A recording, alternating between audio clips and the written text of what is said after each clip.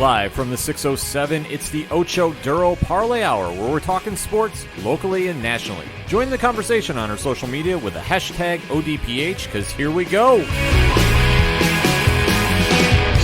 Instead of looking deep inside, every word I have to say, keep it simple. Welcome back for another edition of the ODPH podcast, better known as the Ocho Duro Parlay Hour. What is going on, everybody? Thank you so much for joining us this week. My name is Ken M. Joining me in studio, as always, you know him. He is the co-host. His name is Padawan J. Hello, hello, hello. And also joining us, if we're talking sports, is senior sports editor of the ODPH.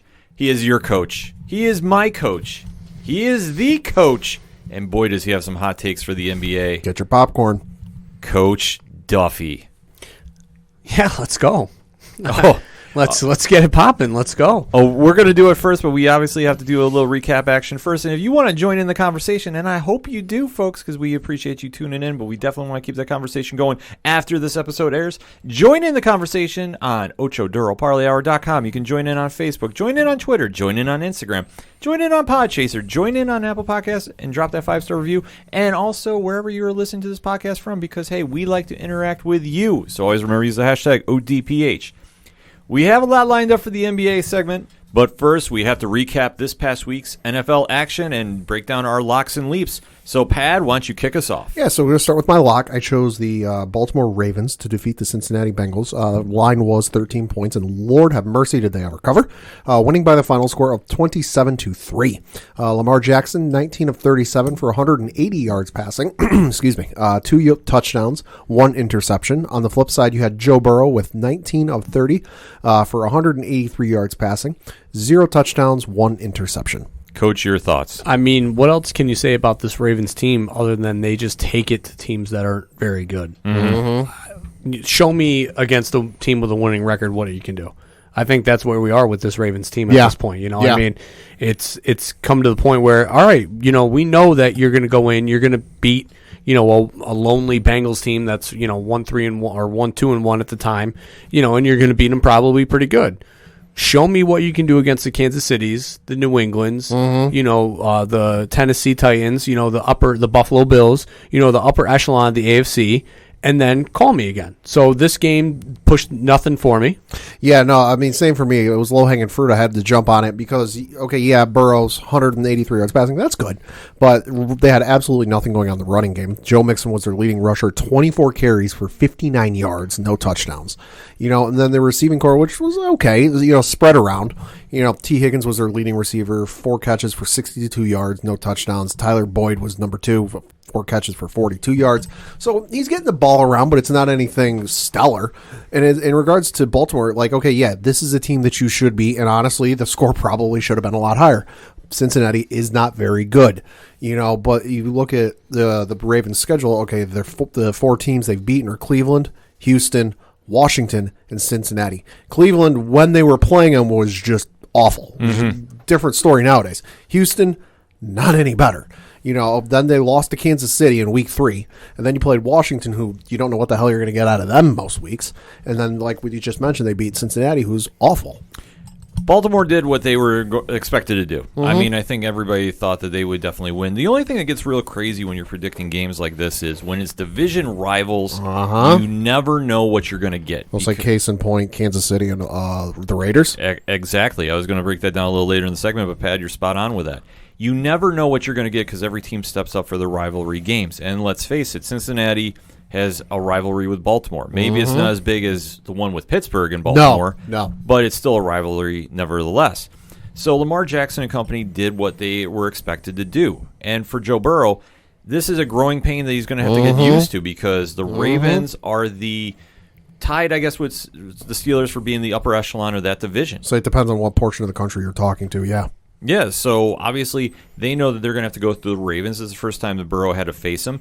Did he do a great performance? No, well, he did the best with the talent he has around him, so I think you kind of have to look at it that perspective, even though I did find it telling that there was rumors that A.J. Green was saying, trade me out of here. I mean, he looked checked out in this game anyway. I mean, there's one highlight of, you know, an interception that A.J. Green, I mean, seemingly looks like he has the opportunity to make the tackle and literally lets the Ravens player run it by him and ran next to him. Well, and this is your number one receiver, your downfield threat, and again, reading the box score, no catches, no yards, no touchdowns, one target. And I mean, I can't blame him for probably feeling that way. I mean, he's post 30. He's on the downward spot. The downward. Yeah, he's on the downward trajectory of his career. So it's like, a team, like a New England Patriots or maybe even a Tennessee Titan, could use a guy, of his skill set, and like a Randy Moss, maybe going to a new system with a team with a winning record, right now, not necessarily that I don't know AJ Green as being a bad locker room guy, right? I mean, that's not what's coming out like, a la Randy Moss when he was in Oakland, people were like, I got one player in mind that fits that bill. Yeah, well, right, and I mean, I'm just saying, like, he doesn't seem like he's that way right now, No. So maybe a new scenery all of a sudden, sparks the AJ Green of old. Now, I mean, yeah, he's had some injuries, but I still feel like there's tread left in the tires. No, there's absolutely tread still left in the tires, and I kind of feel bad for him because this is one of those guys that, and you see this in other sports where haven't had a lot. Matthew Stafford's one that comes to mind. Matthew Stafford could have gone a long time ago. Nobody would have faulted him, but he stuck through to be loyal to the team in the city. Yeah. Same can be said for AJ Green. AJ Green could have left after last season, and nobody would have faulted him. Like, all right, hey, listen, we're going in a new direction. You gave us some of your best years, but it's time to move on, and you need to go someplace else. He stuck through it, though. He's given this team another shot, another run, and they're not giving him anything for it. He's given the city all that they can handle with just his effort and attitude on the field. He's always been that guy that's been a consistent for Cincinnati when he's healthy. Obviously, Cincinnati is in a rebuilding phase. I think anybody that thinks otherwise, check your eyes. This is a moment where Cincinnati should really consider about moving Green. Yeah. And they could definitely get some assets back for him. Yeah, and his stats for this year are just terrible for him. He's got 14 catches for the year, which is tied for 94th in the league. 119 yards catching, which is tied for 126th. He's got no touchdowns, which is tied for 116th, and he's averaging 8.5 yards per catch, which is 122nd. I mean, the trade market, which was set last year, or 2 years ago in the, Cooper deal and Odell deal, is a first-round pick. Yeah. So, I mean, I don't necessarily know if, those numbers are going to show, a value of a first-round pick. But, you might get a team who's desperate, that knows that they're, a wide receiver away from really having an offensive threat, might be willing to shell out that first-round pick. Or if not, maybe a second and a fourth combo or second and a fifth, which obviously in the NFL draft, fifth-round picks can be franchise-changing, players. So to me, at this point, I don't see the value in holding on to them when you're not getting anything out of them. And at the same time, when you have an asset in a rebuilding situation, you got to move that asset because you're not going to get anything out of it just holding on to it. Exactly, and I think a second and a fourth for him would be a perfect deal at this stage. Yeah. He's not the elite receiver that he is, but he's still a number one, and I think that we really have to remember that too. So for a team like a New England that could desperately use one, or I could even see as a complete dark horse out of all this, Seattle, where you pair him off with Metcalf. Yeah, but I mean, they've got... what's his face there too? Who's the smaller wide receiver over the middle there? Lockett. So you've got a 1 and 2 and Greg Olsen, and they're working in the tight ends too. Yeah. So I mean, I don't necessarily think that they'd reach with a offering up a pick at this stage. I mean, maybe if Cincinnati becomes dumb desperate and offer whatever, and we'll package them and send them. I mean, if not, then I would hold out for a second, but. I think that change of scenery, you might see a Randy Moss resurgence and a dominant wide receiver as he once was. It'd be a smart move to do for Cincinnati. Obviously, get as much assets as you can and keep the rebuilding. Philly could be another. I mean, place Philly's got injuries, so it's not like they don't have depth. It's just everybody's hurt all at the same time. Well, everybody's hurt there, but would he want to go back to more or less a rebuilding stage too? Because let's face it. They can win the NFC East. What do you mean?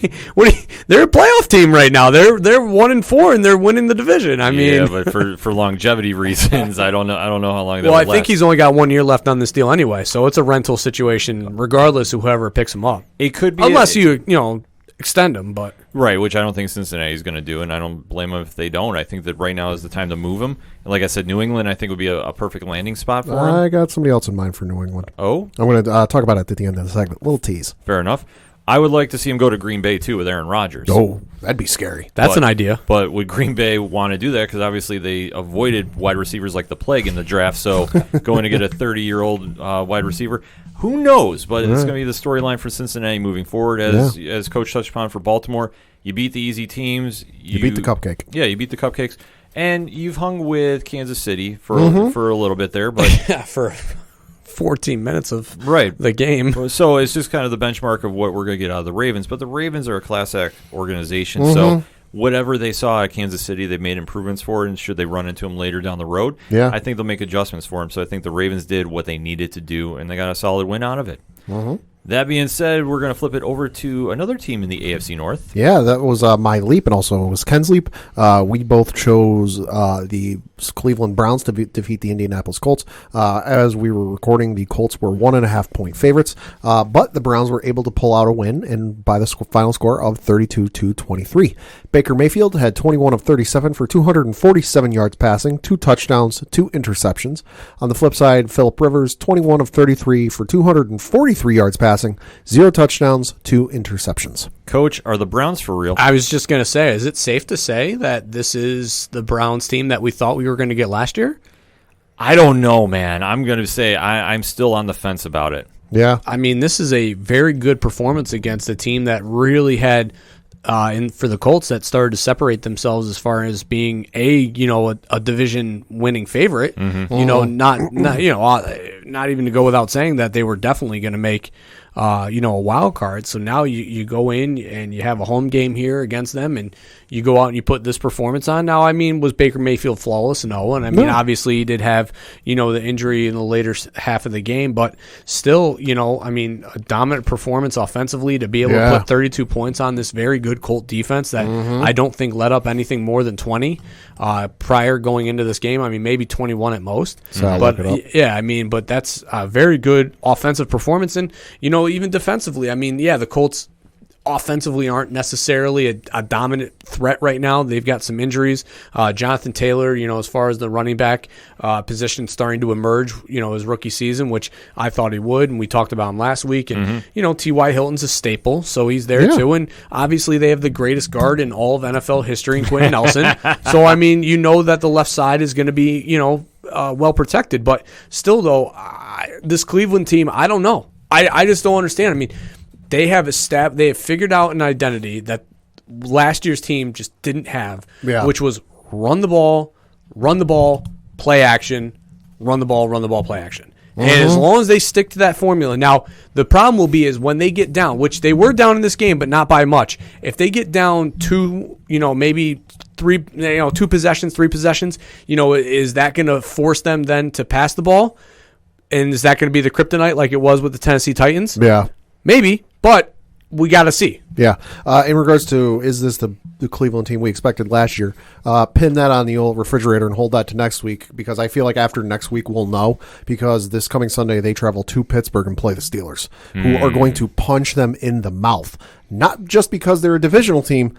It's Pittsburgh. They punch people in the mouth every week. Right. So we'll see. We'll come back to me after next week, and we'll see if it's the Cleveland team we expected. That to me is going to be the litmus test, because week 1 they lost against Baltimore.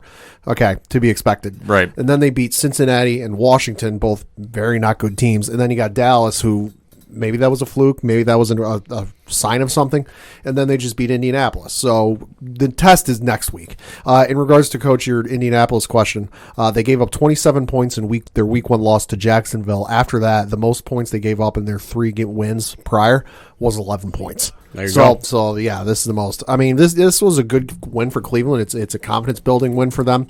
Yeah, Baker, like Coach said, Baker Mayfield wasn't perfect, but he's still pretty damn good. 247 yards passing, 2 touchdowns. Yeah, he had the 2 interceptions, but that's going to happen. Hey, shout out Odell Beckham Jr. 1 pass, 1 completion for 18 yards. So that was definitely a surprise for a lot of fantasy owners. But they look good. Jarvis Landry, 88, 4 catches, 88 yards. But. This is the thing for Indy. I think this is just continued growing pains where we're in a normal preseason where you had the full workouts and the full, preseason games and everything like that, I don't think you would see some of the issues you're seeing with Indianapolis, because to me, it appears that the kinks are there. That it's a new quarterback, it's a new system, it's new receivers, it's new guards. He's learning their mannerisms and their tendencies and what they like to do. They're learning the same for him. This isn't the same offense and the same setup that he had in San Diego for 2,500 years, or however long he was there. So it's growing pains. Does it suck for Colts fans? Yeah, because obviously Colts fans have a very high expectation of that team. Look at what Peyton Manning gave him for so many years. Right. Look at what Andrew Luck gave him for so many years. And you look at the caliber and stature of Phillip Rivers, and you go, hey, this ain't a drop down. This is just another level step or even a step up. So I think it'll get better for Indianapolis, but right now, and for maybe the next couple of weeks, it's going to be ugly. I think there's two takeaways from this game. One, Baker is looking like the Baker of old when he said I was feeling dangerous at those press conferences. He's getting his swagger back. Mm-hmm. And obviously this is a great win for Cleveland, who definitely hung in there. Without Nick Chubb in the lineup, they didn't seem like they missed too much of a step. Kareem Hunt with 72 yards, D'Ernest Johnson at 32. So this team has now developed an identity, which I think has been missing for a while. Mm-hmm. And since they're running the ball, they're playing at a very efficient level, which it's smart. And this is the Cleveland team that I think we've been waiting to see. Yeah. But I do agree with both of you that I think that next week against Pittsburgh is going to be the litmus test, that we get to say, who is Cleveland? So what is Cleveland? Yeah. No, isn't that the Cleveland that former Rocks. Atlanta Cleveland team? Rocks. No, Cleveland no, Yeah. lost. Oh. Yeah, that's where we're going to figure out what we have here. So, I mean, that's where the puzzle falls. For Indianapolis, though, I think that they do have some work to do. And I think being in a weaker division, because let's face it, if you're not Tennessee, that rest of the division, you don't have to worry about anything.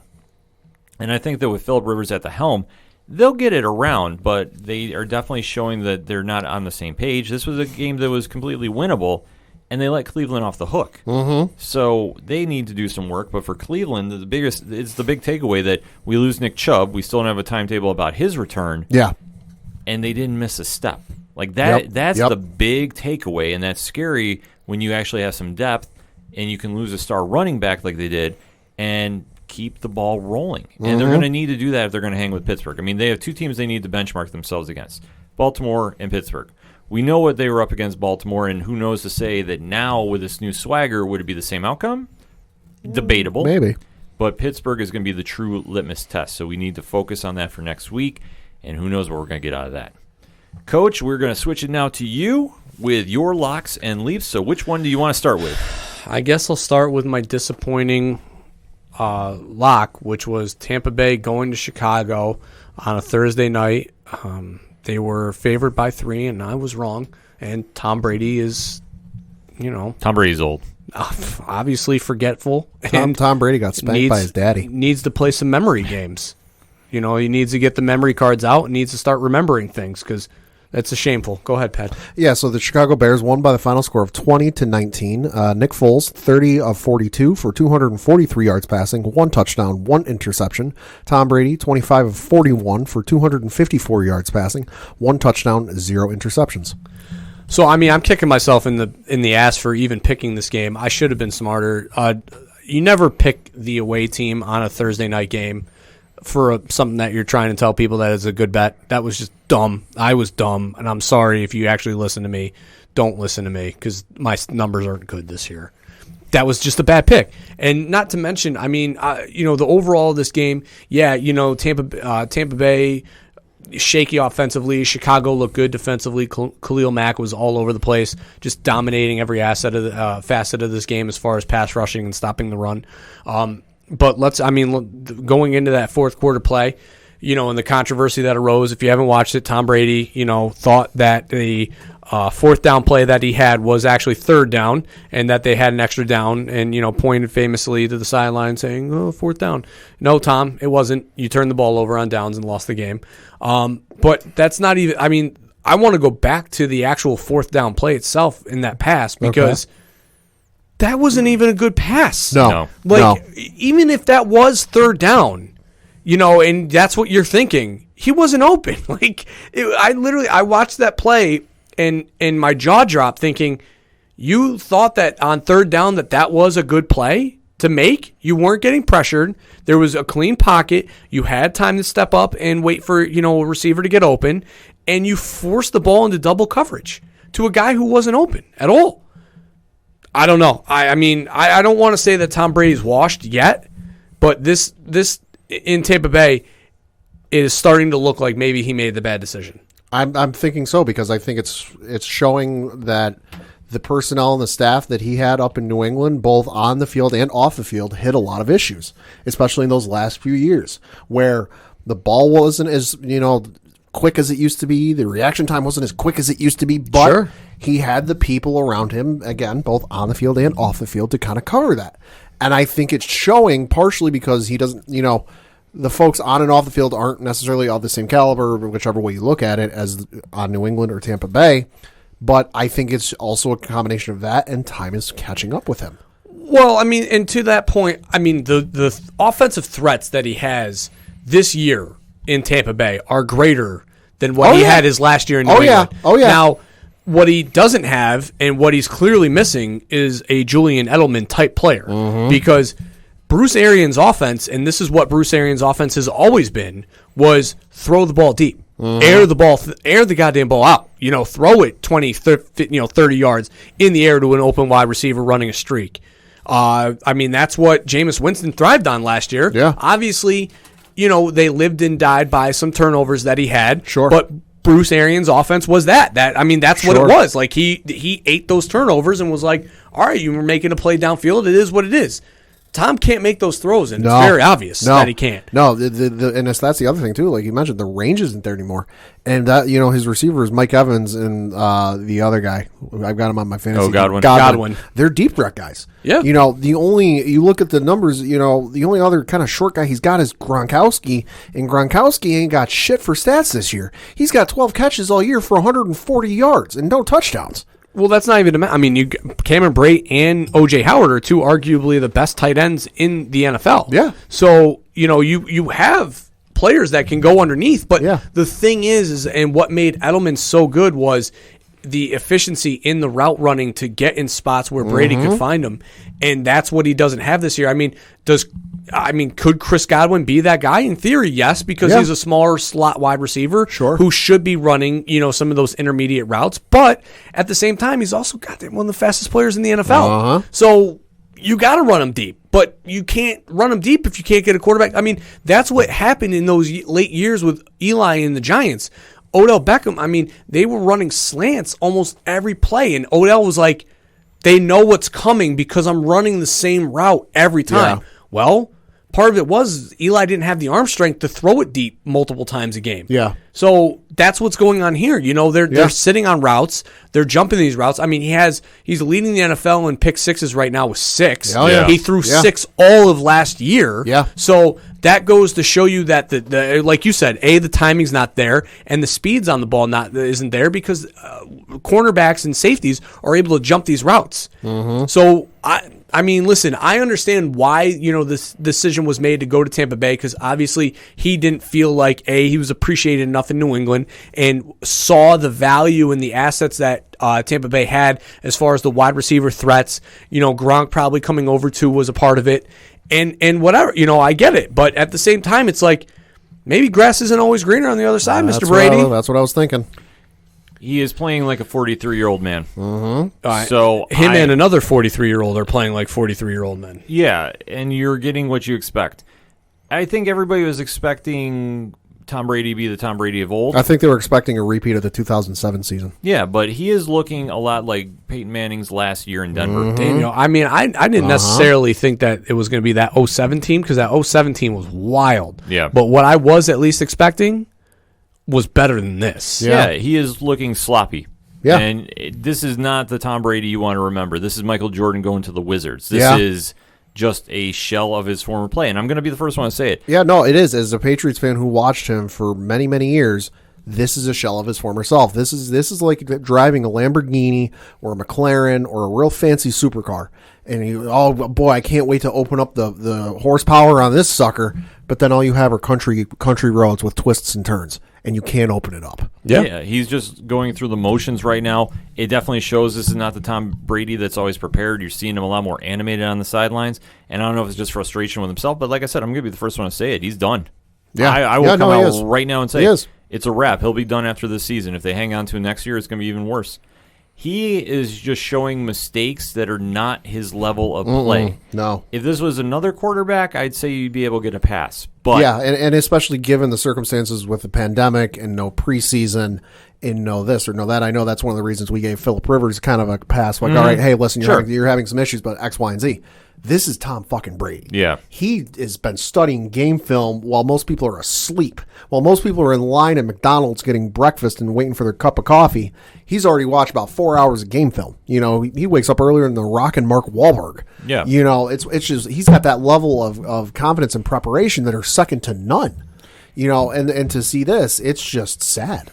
It is. I mean, sad. I don't necessarily know if it's sad because, I mean, it wasn't a good performance in New England. No. It's definitely, I mean, if I'm a Tampa Bay fan, I'm frustrated by it because you're coming in, like, I'm going to be getting, you know, arguably one of the best quarterbacks of all time to come over and take this offense over with, you know, the names that we just named. Yeah. I mean, we just named 5 perennial Pro Bowl players, not to mention what they have in the backfield for running backs. Yeah. So you're sitting here and you're thinking, and you're thinking, all right, this is going to be, you know, one quarterback away from having a legitimate shot at making it to a Super Bowl. And, you know, Tom Brady comes in. Now, I think part of it, though, is that Bruce Arians should have, you know, obviously evaluated the situation and said, all right, I might need to adapt a little bit to what I have for a quarterback. Yeah.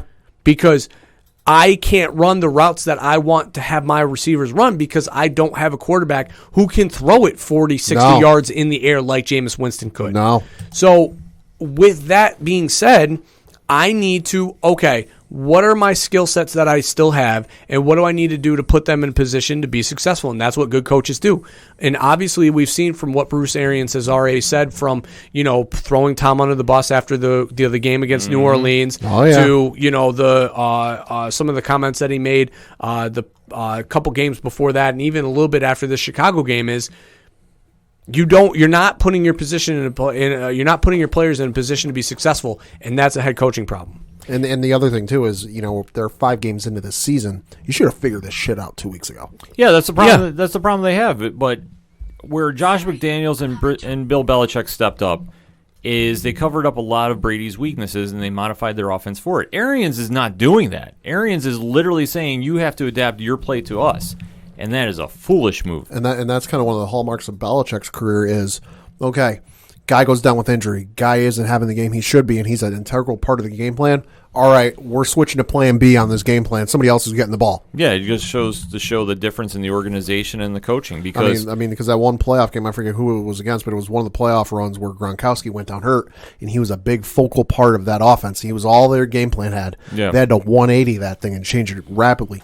I do not see Bruce Arians doing this. No, they're not going to do it. And like I say, at this stage, I haven't seen anything out of Tom Brady's play that is making me say he's going to rebound from this quickly. No. I don't think he is. I think that this is going to get worse before it gets better. And it ain't going to get any better because this coming week, they're playing Green Bay at home. Yeah, this could be a very, very ugly game. And if they can't win against the Bears, which I'm sorry, Nick Foles is in as starting quarterback, but are you really scared of Nick Foles as your quarterback? So Nick Foles probably joins a very elite group of people to beat Tom Brady twice. Yeah. Eli Manning. With Eli, Peyton, and now Nick Foles. Yeah. I mean, yeah, I think that obviously they had a better performance on Nick than they did the week before where, you know, I thought that Chicago was – I picked Chicago as my lock the week before thinking that they were going to play well. Sure. And, you know, they didn't. So, I don't know what you're going to get out of this Chicago team. I mean, obviously you know the defense is going to play well. It's just a matter of whether the offense can put up, you know, more points than the defense gives up. And I know that's a Maddenism, but I mean, it's really true. I mean, if their defense holds the team to 13, all you need your offense to muster is 14. Well, and that's it. Like, it's not like Yeah. they're asking, it's not like Kansas City or I can't even think of another, or Dallas, where like they've lost games because their defense isn't good, so they need their offense to put up 40 and pray that the defense can hold the team to 39. Yeah. This is the opposite. Chicago just needs their offense to score 2 measly touchdowns because the chances of you scoring more than 2 against them are very unlikely. Oh, yeah. And that's the problem you're going to get with Nick Foles is you don't know which Nick you're going to get each week. Yeah. And that inconsistency, for right now, their defense is covering up a lot of what the Bears' offense is lacking. So give credit to Khalil Mack and everybody else on that team. But going down the stretch, Foles is going to have to play more consistent. Yeah, and that defense is going to get real tested real quick. Break it down. So this coming week, they are traveling to Carolina to play the Panthers. After that, they're traveling out to L.A. to play the Rams. Then they play the Saints, Titans, and Vikings before their bye week. Yeah, so if they're expecting them to become this offensive juggernaut, I think they're in for a long haul, but not as bad as I think Tampa Bay is. I think Tampa Bay may have made the worst investment possible by giving them all that guaranteed money because even if they do cut him or release him after the end of the season, Still get some money. he still gets paid and you have no backup plan. And you're You're not going to be you're going to be too high out of a pick to draft anybody worth it. Exactly. So Tampa Bay is going to have a lot of questions moving forward with this season. That being said, let us get to your leap coach. Well, staying in the NFC South, I picked the Carolina Panthers to beat the team that plays out of Atlanta. The team formerly known as the Falcons. Yes. I picked, the line was 2.5, and Ken, go ahead. Or Pat, go ahead. Yeah, so Carolina won by the final score of 23-16. Teddy Bridgewater, 27 of 37 for 313 yards passing, 2 touchdowns, 0 interceptions. Matt Ryan, 21 of 37 for 226 yards, 0 touchdowns, 1 interception. I mean, what can you say? I mean, Who is Atlanta? What is Atlanta? They're not Atlanta. They're just a football team. I mean, Dan Quinn obviously was let go shortly after this game, which, you never want to see a guy lose his job. But, I mean, at this point, starting the season 0-5. You got to implode that. You have to. There was no other choice. I mean, the ownership, Blank had held on to this team as long as he could as far as the coaching staff. And Longer than he should have. Yeah, and, holding on to, Quinn as long as he could through changing offensive coordinators to changing in defensive coordinators to, holding general manager, to accountable. But, I mean, at the end of the day, this falls on Dan Quinn. And just not being able to muster up anything for this team to win games. And what do you do with this team after this? I mean, Matt Ryan is 34 going on 35. Julio Jones has had some injuries this season. Arguably probably your biggest trade chip that you can maybe get, an additional pick, because at this point I think you have to let whatever you can trade to bring in as many picks as you can and completely start scratch. Because you cannot, whatever you do next season, Matt Ryan, you got to let him go. You can't hold on. I mean, there's too much stink. There's too much. Yeah. And on the flip side of this Carolina team, Matt Rule, I'm sorry, but you look like an NFL head coach. Your team's playing very well. Your best player, Christian McCaffrey, goes down. And your team is playing just as well, if not better, without him. Yeah. A la the Patrick Ewing theory, which I will still give that its name and do. Carolina's they're a threat. I mean, they're not a threat to maybe make a wild card, but they're definitely going to screw up some teams along the way and rob some teams of getting into the wild card because they're going to steal some victories from you. Yeah, no, I mean, good. It looks good, real good for the Panthers. They're making chicken salad out of chicken, what. And for the Falcons, I mean, they are who we thought they were. They're a god awful team that, like coaches said, needs to get rid of everybody. And it really says something when you have the owner of the team, Art Blank, saying, "quote I love Matt much like I love Dan. I love Thomas. Matt's been a franchise leader for us. Great quarterback, one of the leading quarterbacks in the last 13 years in the NFL. I hope he's going to be part of our plans going forward, but that will be a decision that I won't make. Matt has the ability to play at a very high level, even at this age. Whether that's going to continue or not, I'm not sure. I appreciate his willingness to consider doing that and the level at what he's playing for us for 13 years, which has been incredible. So we'll have to see. But then again, this is going to be a decision at the end of the day that part of it will be up to the player. Part of it will be up to the coaching staff. And whether or not Matt can keep himself together, God willing, he'll be able to do that and play at the level he's capable of playing at, close quote. I think it also says something when noted Atlanta rapper T.I. wants Ryan out of Atlanta on a one-way ticket in like the worst way possible, which is never a good look. But the Falcons are awful. You know, this is a team that you look at it, okay, Matt Ryan, MVP, real good quarterback, big passing numbers. You know, every year he's been in the NFL. Todd Gurley on the rushing side. Who knows what we'll get from him. I personally don't think he's been the same since that injury when he was with the Rams. Yeah. On the flip side, you know, okay, not the greatest receiving core because Julio Jones has got his injury issues going on, so he hasn't really been playing. But it's Matt Ryan. He should be able to make something out of it and cover some holes. But they're not. I don't know what the disconnect is. I don't know what the issue is. But you got to select everything and just delete it and just start over. The easiest way to describe it is they're mentally weak. And you have seen a pattern of this over the past couple seasons. This is just a nightmare for the organization, and what they have to do is clean house. Mm-hmm. Trade everybody. Mm-hmm. There is nobody that you want to keep and build around. I'm sorry. This whole team, if you can get some value from some other teams in the league, jump at it. You're going to have a completely messy situation moving forward that I don't know if they're going to be rebuilt in the next couple of years. I mean, a crafty GM could come in there and really make some moves, but that uncertainty with that team, and they have all the potential weapons in the world, they should be dropping 35 a game. Oh, yeah. Easy. Oh, yeah. But they're mentally broken. I'm sorry. You can see it right here in the box scores. They are not the same team that was dominating the NFC South for years. They're not. And I'm sorry, they shouldn't be even considered in a playoff conversation unless they're going to buy tickets. I'm looking at the depth chart. Matt Schaub is currently listed as their second-string quarterback. I think they're at the point they got to bench Ryan and put Schaub in. Oh, yeah. As wild as that is to say, because if you'd have told me that a couple of years ago that they might be considering, and I'm not saying they are, but just in my, like, if they are, if you'd have told me a few years ago that the Falcons should bench Matt Ryan for Matt Schaub, I would have said you're out of your mind. Yeah. I mean, I don't think that answers anything. It doesn't, but Christ, you got to try something at this point. I mean, they did, firing Dan Quinn. Yeah. It's not Ryan who, he 21 to 37 for 226 is not a terrible stat line. But at the same token, firing Dan Quinn is like taking off a flat tire, but you still got a blown engine. Yeah, but the problem is not just in one. It is the whole team. It is each and every individual. So what you have to do, and that's what they're going to probably do this offseason, is unload a lot of them. Oh, yeah.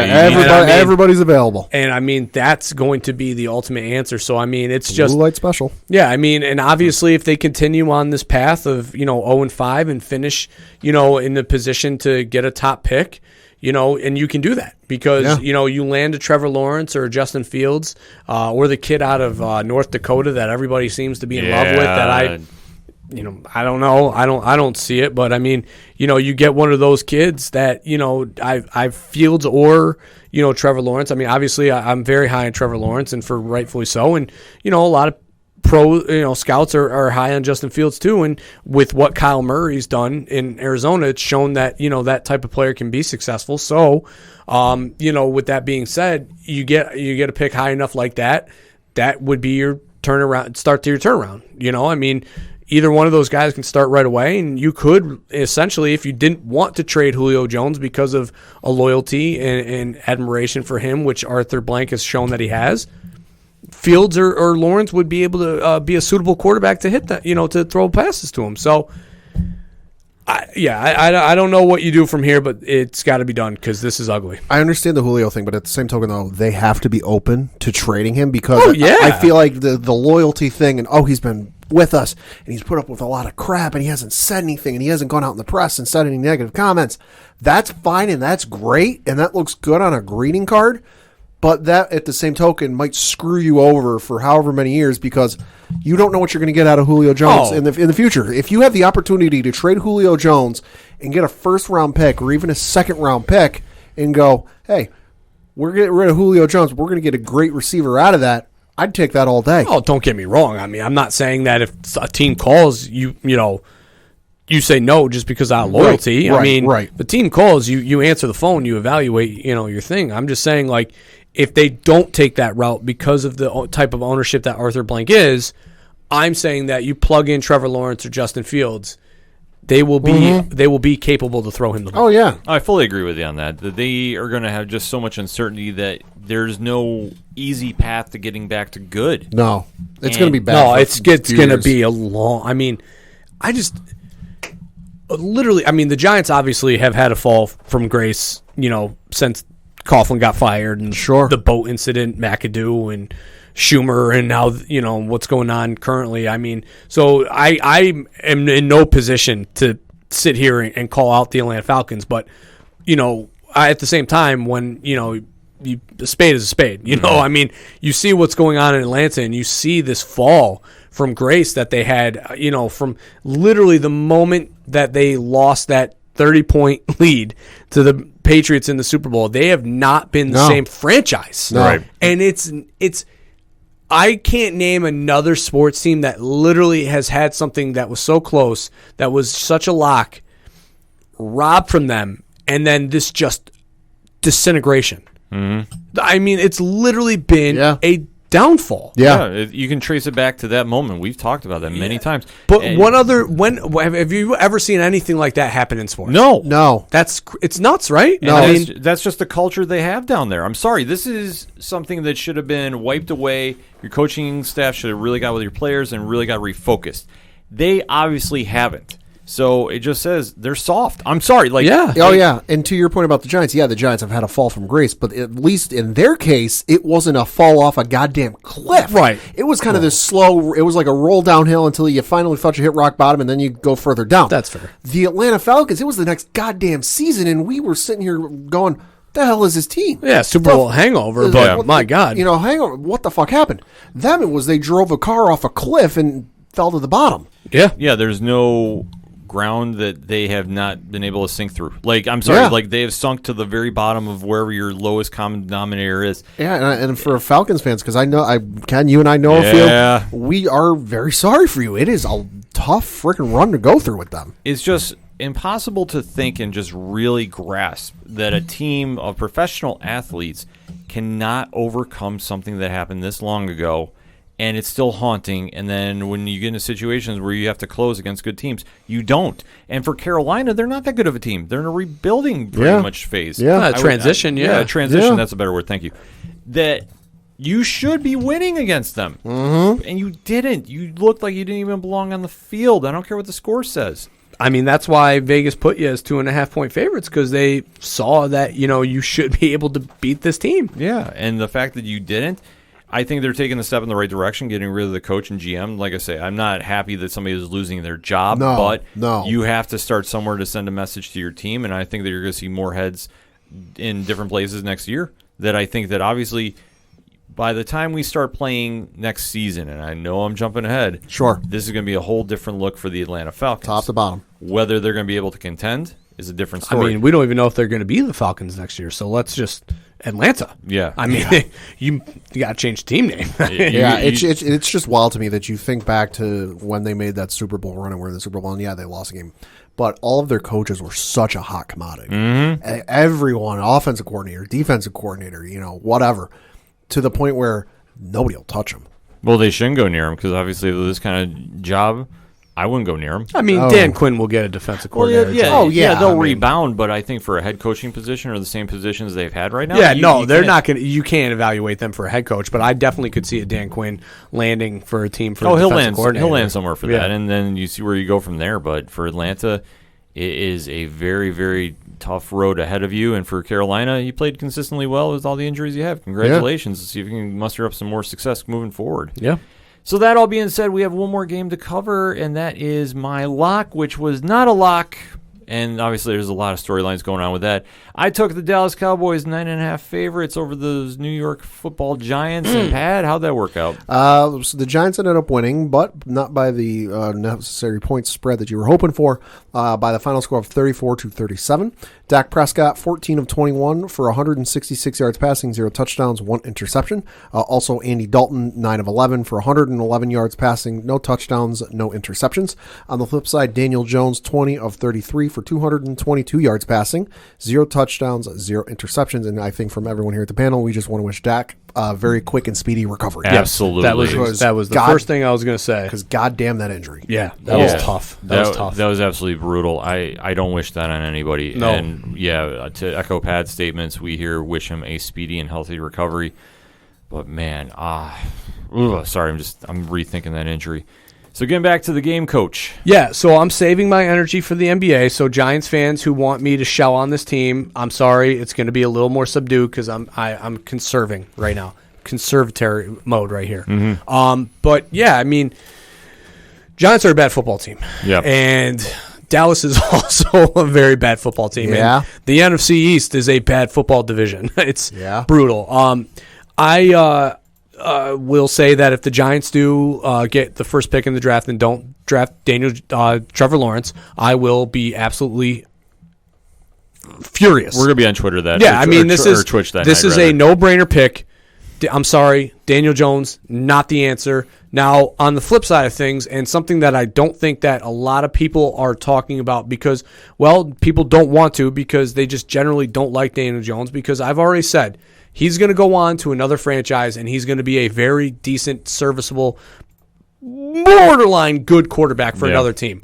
But what I will tell you right now is I watched this game and I watched it very closely. And their wide receivers and offensive threats are shit. They are pure, unadulterated garbage. There was no separation. I was watching these guys run routes. I was watching Daniel Jones hold the ball and getting pressure in his face. And yes, all right, does he hold the ball a little bit too much? Sure. Yeah. But nobody is even remotely open. I mean, to throw a ball to a guy breaking on a route, you have to feel like he's going to be able to separate himself from the defensive player next to him. Yep. And I'm literally watching these guys run these routes, and Golden Tate's not open. There's no separation. I'm watching the one great throw that he had to Darius Slayton on that fly route. He wasn't open. Daniel Jones threw a great ball and just said, "Go get it, young man." Evan Ingram was not open all game. I mean, for as great as a tight end threat as people make him out to be, which he did score a running touchdown, which, I mean, the fact that you need to run the ball with your tight end goes to show what you have offensively. It's just, I feel for him because it's not his fault. And the offensive line is not good, but the wide receivers are not helping him at all because at least if they had a bad offensive line, if they at least had wide receivers that could remotely get open. And does he need to trust them a little bit more to throw some of those passes? Sure. Yes, it's the NFL. You're not going to have guys sitting in the middle of the field wide open like you do in college where, coverages break down and all of a sudden a guy's wide open. You're not going to have that. But my God, there's no room. There's no room. Yeah. And it's infuriating to sit here. Now, another thing I'll say is I don't know, I saw guys run the same routes multiple times and be two wide receivers in the same position, running in routes or curls and stuff. And I'm thinking to myself, why? Why are they both running the same routes? Is this scheme? Is this the read routes where it's all right? The defense is in a zone, so we're going to sit in the soft cushion and get open. I don't know. I got to watch more film, but I don't know what they're doing offensively, but it's not good. Now defensively though, they might have given up a bunch of points, but this defense ain't bad. No, it's not terrible. I mean, Zeke did not have a great game. No, he didn't. No, he didn't. And that's kudos to the defensive front line of the Giants, which Blake Martinez. He is earning his money. That young man that came over from Green Bay is playing very well, and kudos to him because I was a little skeptical at first. I was like, I don't know, aging linebacker. I'm not sure, not great in pass coverage, but he was all over the field, and Dallas, you still got a shot at the division. Yeah, Dak. I hope a speedy recovery. We've said it multiple times. I'm going to say it again because that was gruesome. And But I still think they're the favorites in the NFC East right now. Yeah, no, they're CeeDee Lamb is the truth. Oh, 8 catches for 124 yards. I mean, again, another Dallas player getting open over the middle against the Giants. I mean, I'd watch Jason Witten do it for years. Now I'm going to have to watch CeeDee Lamb do it for another because he's the truth. Yeah. This young man is very good. I mean, Amari Cooper was null and void. Yeah, he's non-existent in this. 2 catches for 23 yards. And Gallup made 2 really great catches down the stretch, which obviously broke the Giants' back. But I'll tell you guys, I was sitting here watching this game, and I'm like, fuck, the Giants are going to win this game. I was thinking the same thing. I was sweating. I mean, you texted me checking to see it when they were winning, and I'm like, oh my God, the Giants are going to win this game. I'm dropping bullets. I'm talking to my wife. I'm like, oh my God, they're going to win this game. And I know you shouldn't wish ill on your team because they're your team, but I'm just saying, like, they should not have been in this game, and they were. No. And that upsets me. And it should upset Dallas fans. Yeah. It definitely should, Pat. No, yeah, I mean, like you said, Daniel Jones, he's got nothing to throw to. Okay, yeah, Darius Slayton, 8 catches for 129 yards, no touchdowns. That looks great and all. But I don't remember seeing, because we've talked about the Giants a fair amount, I don't remember seeing that on a consistent basis from anyone on that receiving core. No, and Slayton had moments last year against Detroit, where he had 100 and plus 2 touchdown game, but no, you're right. Yeah, no, and I got to give credit, like you said, to the Giants' defense. Ezekiel Elliott, 19 carries, 91 yards, only 2 touchdowns, averaged 4.8 yards per carry. That's a real good stat line for that Dallas defense, or Giants defense, I should say. Yeah, they gave up, like Coach said, they gave up 37 points.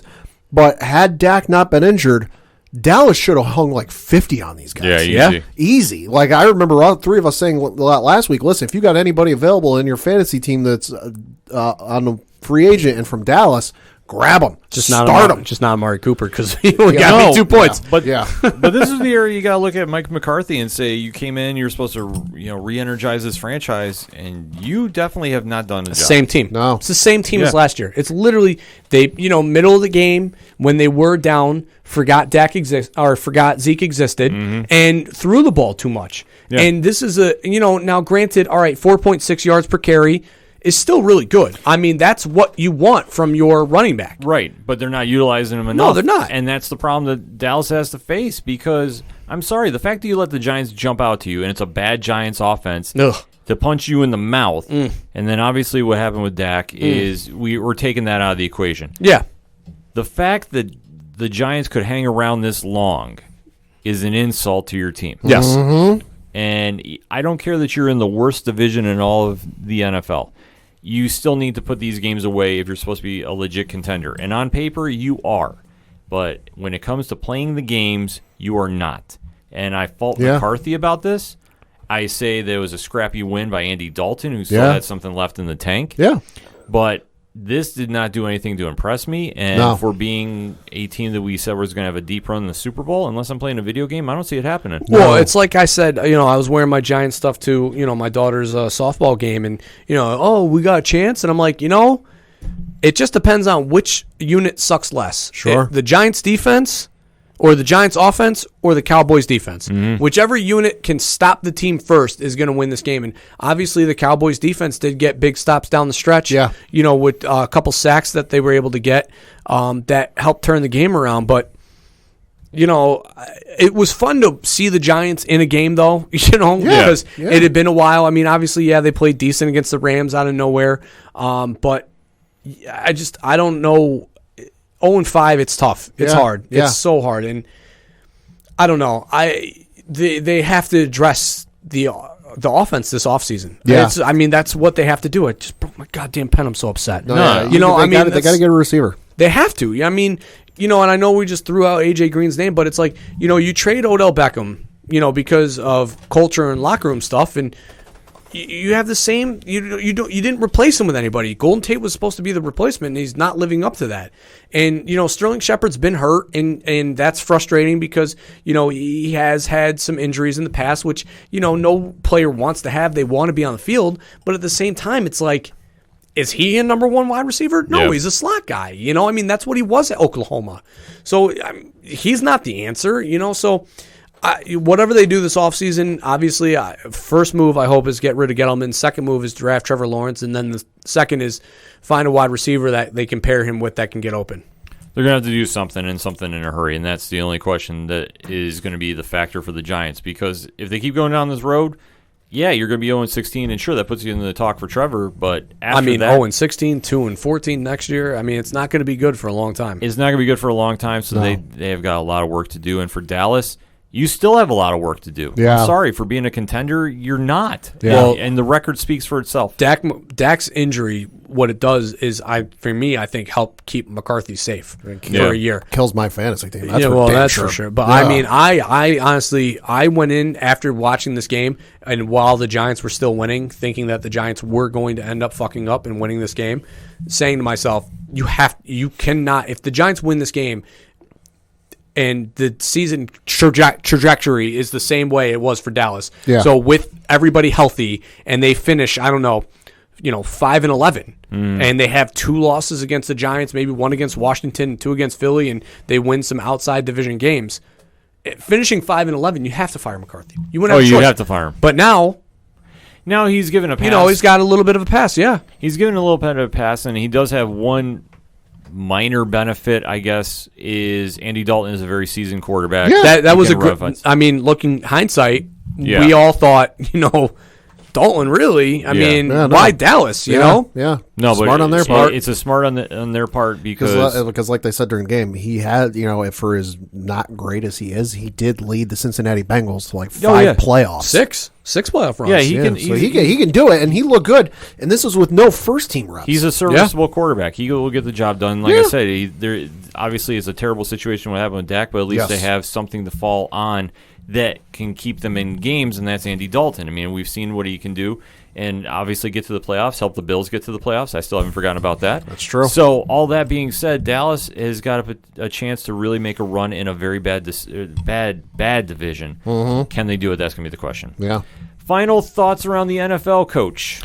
I'm Oakland beating Kansas City. I know, Ken, you wanted to dive deeper on this, but I stole it from you. So, what a great game that was. That was nuts. I mean, just offensively, barn burner. Every possession you thought a team was going to go down and score, and I guess blueprint game, you can call it. I mean, Josh, I guess the X factor for if you want to beat Kansas City is, the same way that it's always been against a great offensive team. Yeah. Keep their offense off the field. Yeah. No, that's all you got to do for that. I mean, that's the answer. Hey, guys, guru over here, just run the ball and run it well, and you'll be okay. Yeah. And obviously gave a blueprint the first time I believe they've lost in 16 games. Yeah, they said since November of 2019. Yeah. That's absolutely wild to see. But, hey, the Raiders punched them right in the mouth. It's division games. So that's like I said, no matter how bad the team is, you don't know what you're going to get on a division game. And that's something that you always have to keep in mind. Oh, and Justin Herbert.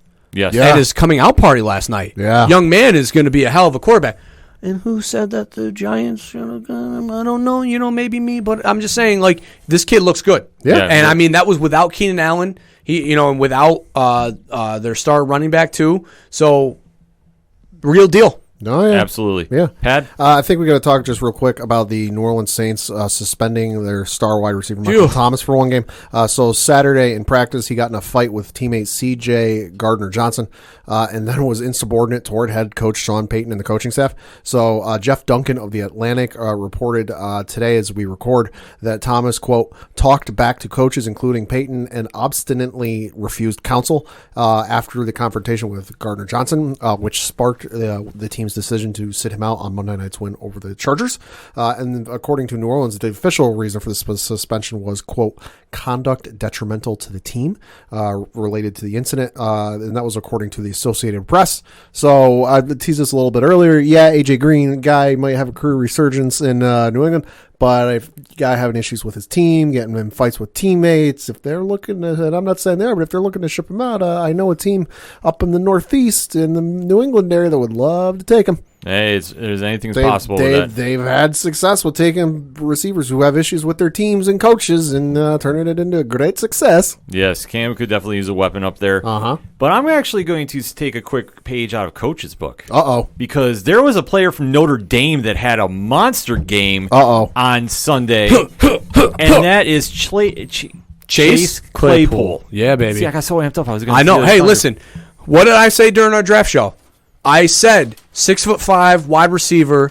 You can't teach that. No. To borrow a phrase from, shunned wrestlers. Yes. You can't teach it. He is dynamic. I said after the Iowa State bowl game, or Iowa bowl game, I'm sorry, that he was the real deal. He does it on special teams. He does it running the ball.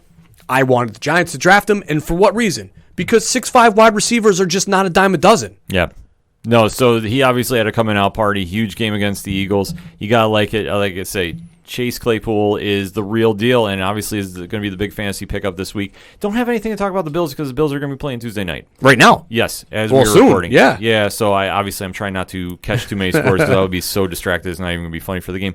But it just goes to show of how crazy the NFL is because you have a situation like Pat was talking about with Michael Thomas in New Orleans and how quickly that's gone south. And I mean, how much that changes the Saints' offense. Yeah. Because they did not. I mean, Drew Brees didn't have a pass over 6 yards for his first 15 passes. That's Drew Brees. Yes. Not throwing over 6 yards. That's nuts. And then to flip the coin to you have Claypool who comes out of nowhere. Well, I mean, not nowhere for me, but Yes. maybe for Some you. nondescript university. I don't think we've ever heard Charlie of. Weiss U. Yeah. I mean, Oh. listen, I can't say. I mean, you see it in DK Metcalf. Yeah. Big, strong wide receivers are successful. And the crazier stat is Pittsburgh literally doesn't draft first round wide receivers. True. They get these guys. They're the 10th guy, the 11th guy off the board, and they're getting them in the 3rd and 4th round, and they are turning them I mean, the best wide receiver that they've drafted outside of Brown was Juju Smith-Schuster in the 2nd round. Yeah. I mean, they're And, finding and talent. that's true for a lot of their offensive weapons. No, absolutely. I mean, it just goes to show what the Steelers are capable of doing. They are a top-notch organization. So Sam, I wish the Giants drafted I'll say, this Christ, well. what was it? James Conner was like the 3rd or 4th round? yes. Yeah. And now there was some talk that Le'Veon might be going back from the Jets. I love that story. That's not. Let's talk. Le'Veon Bell looking to get. And Jimmy G. I guess San Francisco looking to move on from Jimmy Garoppolo, and Le'Veon Bell apparently is also in trade talks. So it's fun to see the NFL have trade talks because for years, it was just nothing. It was like random middle linebacker traded for 6th round conditionary pick. And that middle linebacker was like the 3rd stringer. Yeah, exactly. I mean, it was literally no name traded for 6th round compensatory pick. Yes. But now you're actually going out and you're hearing these great trade rumors. It's like, awesome. Let's get names moving. I will completely laugh hysterically if Le'Veon goes back to Pittsburgh, considering how messy that divorce was. I know a couple Pittsburgh fans that I would love to hear their take on it if it happens. That would be the epic thing. That's what I'm watching at the trade deadline. Oh, yeah. Because obviously the Jets are right there with the team formerly known as the Falcons. Hey. And It's just the Giants. yeah, I mean, there's just a lot of bad football to talk about, but there's also so much good football to talk about. We gave you a lot to digest, so definitely hit us up on that hashtag ODPH. What is your thoughts about this past week's NFL action? We definitely want to know. We're going to take a quick break. We'll be right back. Hey friends, we're the girls at Unpredictably Us podcast. I'm Athena. And I'm Christy. We're two friends that are running through life's unpredictable obstacles to see how well we achieve or fail those crazy moments. We know a life without some living in it won't provide a story worth telling. So grab some coffee, maybe wine, and buckle up because we're going on another adventure. You can sit with us on Wednesday. Welcome to Unpredictably Us podcast. This is Rich, the host of the Three Fat Nerds podcast and co-host of the Horror Zone 607 podcast, and you are listening to our hashtag 607 podcast brothers, the Ocho Duro Parlay Hour. Now kick it back over to Ken Moneybags and the crew.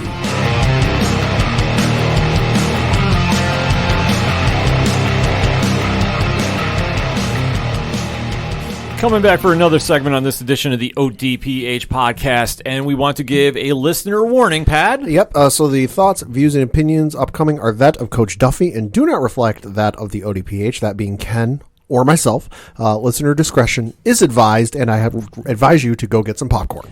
Yes, we have teased this. Coach texted us immediately after the game was over. Ken's hand is hovering over the mute button. Yep, I have to watch the boards here because on Sunday, October 11th, the Los Angeles Lakers defeated the Miami Heat 106-93 to bring home the NBA championship for this season. 17th time. Yes, LeBron James, 28 points. He definitely put on a performance, and I know Coach has been itching to talk about it because there's been some ripple effects going on from this game. So, Coach, the floor is yours. I'm going to borrow a line from a Batman movie. I'm going to paraphrase it a little bit. You either retire or you live long enough to see yourself become the villain. And that is what Mr. James has done for me. I want to say I'm not a James hater. I've never been. I've rooted for him. All the success that he's had, all the accolades, great. But what I don't respect and what bothers me is his need and necessity to reach for these people to respect him and all this stuff like he had to add after winning the MVP. LeBron, everybody respects you. Everybody already respects you. You've won MVPs. You've won championships. You've won awards. You don't need to, in a post-game press conference, say, put some respect on my name. There's already respect on your name. Sure. It's already there. So why is it always these constant, like, these jabs and these things? And then the Instagram post of the cigar and the comment, with again saying that, he's been under appreciated. No, you are appreciated. You are the greatest player of this generation. You don't need to seek that. I just don't understand the necessity of this. Celebrate. You've won this championship. Now, on the flip side of that, the Heat and a pundit for Fox Sports who, on Twitter was bashing Jimmy Butler for tarnishing his legacy because everybody kills LeBron because he's 3 of 6 in the finals, something like that. Yeah, 4 of 6, something like that. Leave Jimmy out of this. Let's celebrate LeBron. Miami shouldn't have even been there. No, Miami had no business as the 5th seed making it and beating the unstoppable Milwaukee Bucks. Yeah. And holding Giannis to being from Superman to a normal human. We'll say to a non-factor. Yeah, to a non-factor. I mean, literally, they limited everything that he had as far as offensive ability. And then to be able to go up against a great Boston team with, 4 perennial All-Stars and still be able to beat them in 5. Yeah. Jimmy Butler's earned the respect of this league. And if not talked of as one of the best players in the league, should be. Because not only does he do it offensively, but he's doing it defensively, and he was covering the best player. Mm-hmm.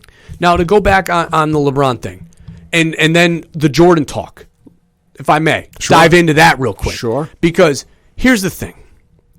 I understand that LeBron's great and everything, but the difference with LeBron versus Jordan, and everybody, Jordan played with 4 NBA Hall of Famers. So did LeBron. Michael Jordan didn't seek to play with those guys. Now, did they go get Dennis Rodman? Yes. Oh, yeah. Did he request Dennis Rodman come over? Yes. But that was after Dennis Rodman was released by San Antonio and looked like he was going to be out of the NBA because at that point he was the worm and not Dennis Rodman anymore. Mm-hmm. But he won championships with John Paxson as his starting point guard, and B.J. Armstrong as his starting point guard. What Jordan did versus what LeBron did was Jordan won with the talent around him. Scottie Pippen, had he gone to Seattle, who would have known what he would have turned into? Would he have been an NBA Hall of Famer and 5-time All-Star? Maybe not. Maybe he would have. But I'm just saying, Jordan elevated those guys. LeBron sought out to go play with Dwayne Wade and Chris Bosh. Sure. Now, to his credit, this was Boston who escalated everything by creating the Big Three and all that. Sure. But whatever. LeBron made Rob Pelinka trade 3/4 of the roster before to bring in Anthony Davis, in his prime Anthony Davis, so he could help win him a championship. Did LeBron raise the performance of Anthony Davis? No. Anthony Davis is an all-star without him. He brought in Danny Green. Danny Green is one of the greatest 3-and-D players of this generation. Now, did he have a great series? No. But did he raise the talent of Danny Green? No. Fun fact, Danny Green's going to get his ring from the Lakers before he gets his ring from the Raptors. Probably. He brought in Rajon Rondo. Did he raise... Who hated LeBron at one point. Right. But did he raise the talent of Rajon Rondo? Probably improved it a little bit. I mean, from being, almost out of the NBA. But Rajon Rondo was a great player prior to. Oh, yeah. Rondo's a polarizing player. Yeah. Yes. Did he raise the talent of Dwight Howard? No. Did he maybe help him refine his game? Probably. Hey, Dwight Howard won a championship in Orlando, just not for the Magic. Yeah, and I'll give that to him. But Jordan raised the level of talent around him. Yeah. And then on the flip side of it, Jordan wouldn't be able to make it or vice versa. You plug LeBron in, let's just say you put him with the Cavaliers and you put him in that generation. LeBron would be a power forward having to play a series against Dennis Rodman, Stacey Augmon, John Sally, and Bill Laimbeer of that Detroit team. And the ticky-tack fouls where he got bumped by Tyler Hero and fell to the ground like he got shook by a 6'1" point guard, Tyler Hero, that probably bench presses his 135, to act like you got knocked out was ridiculous. Bill Laimbeer would have saw that and said, okay, this guy's mentally not here, and we're going to put it to him. And that's what they did to Jordan. Now, on the flip side of it, you put Jordan in today's era, Jordan's going to be just fine. Because why? Jordan would elevate his game to what today is. Jordan be putting up 70 every night. Exactly. It would. It'd be ridiculous. And you want to talk about the Jordan, how he was a mid-range player. Well, Jordan would change his game so his three-point shooting was better, which he did towards the end of his career when the three-point shot was becoming more important. Jordan elevated his talent level to become a three-point shooter. Then let's talk about what they faced in the finals. LeBron James had, gone up against the San Antonio team with Tim Duncan and Manu Ginobili and Tony Parker. Great. 3 Hall of Famers, right? Absolutely. He went against, this year with Miami. Was there any Hall of Famers on this? Maybe Jimmy Butler. Yeah. Time will tell. Time will tell. When he was in Cleveland, obviously, yes, Golden State, 4 perennial Hall of Famers. The difference being, though, when Jordan did this, it wasn't the West wasn't what it was today as it was back then. Oh, yeah. The West was down. Now, he faced Magic towards the end of his career, yes, Sure. but he still beat a Hall of Famer in Magic. Sure. He beat a Clyde Drexler team with Cliff Robinson, who arguably, RIP, was one of the stronger players at his time, who could have been a Hall of Famer had he not gotten injured and his career kind of taken a downward slope, because he was the first stretch forward really in the NBA had ever seen. Mm-hmm. Then you go against, you had Seattle twice. Sean Kemp and Gary Payton, 2 of the best players to ever play in the NBA, arguably, at their positions. Yeah. Sean Kemp was a dynamic power forward. Jordan beat him twice. You have the Utah Jazz, then you had to face twice. John Stockton, Karl Malone, in their prime. 2 of the greatest combination of point guard, power forward ever. Jordan beat them twice. I don't understand. The talent is there. LeBron, the difference is obviously talent is always going to, everybody's going to get better as things change. Sure. You put, players in the NFL of yesteryear in today, they're not going to be as good. But you put Saquon back in 1940, Saquon Barkley's going to be the all-time leading rusher. The difference being, though, is that Jordan stopped those guys from winning anything.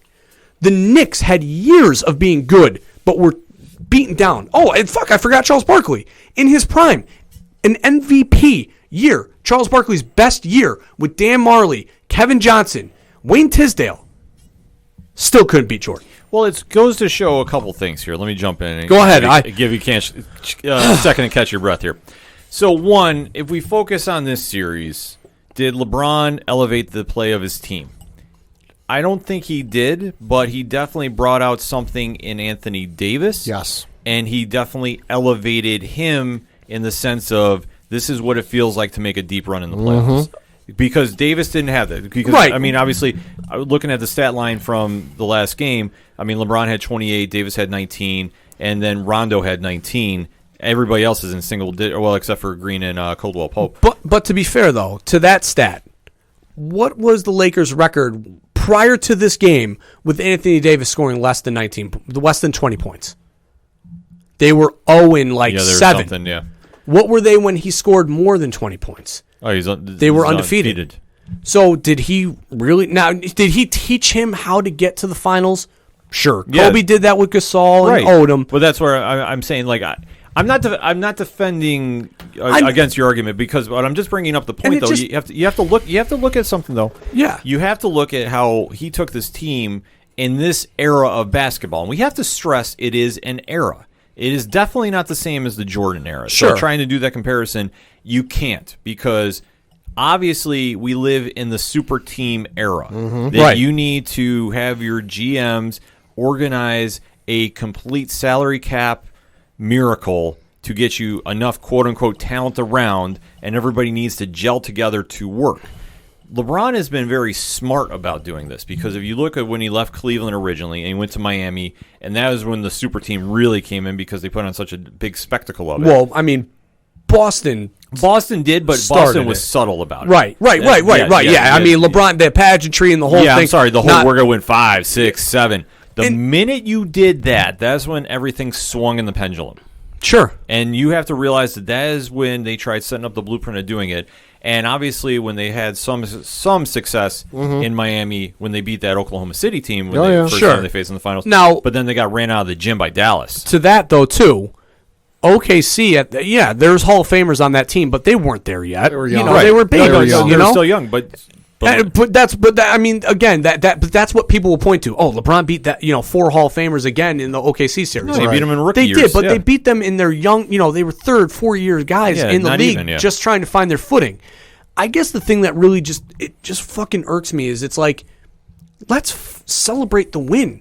Why does it need to be this narrative of put respect on my name Because I can explain this for you. Yeah. Because he likes to use this as a motivational tool, and he lives off this. This is something he's always done. Because you remember when he won that first title in Miami? What was the press conference? And right after, like when they brought everybody out, do you remember what his first words were? I don't. It's about damn time. That was the first time. Yeah, and here's the other thing too.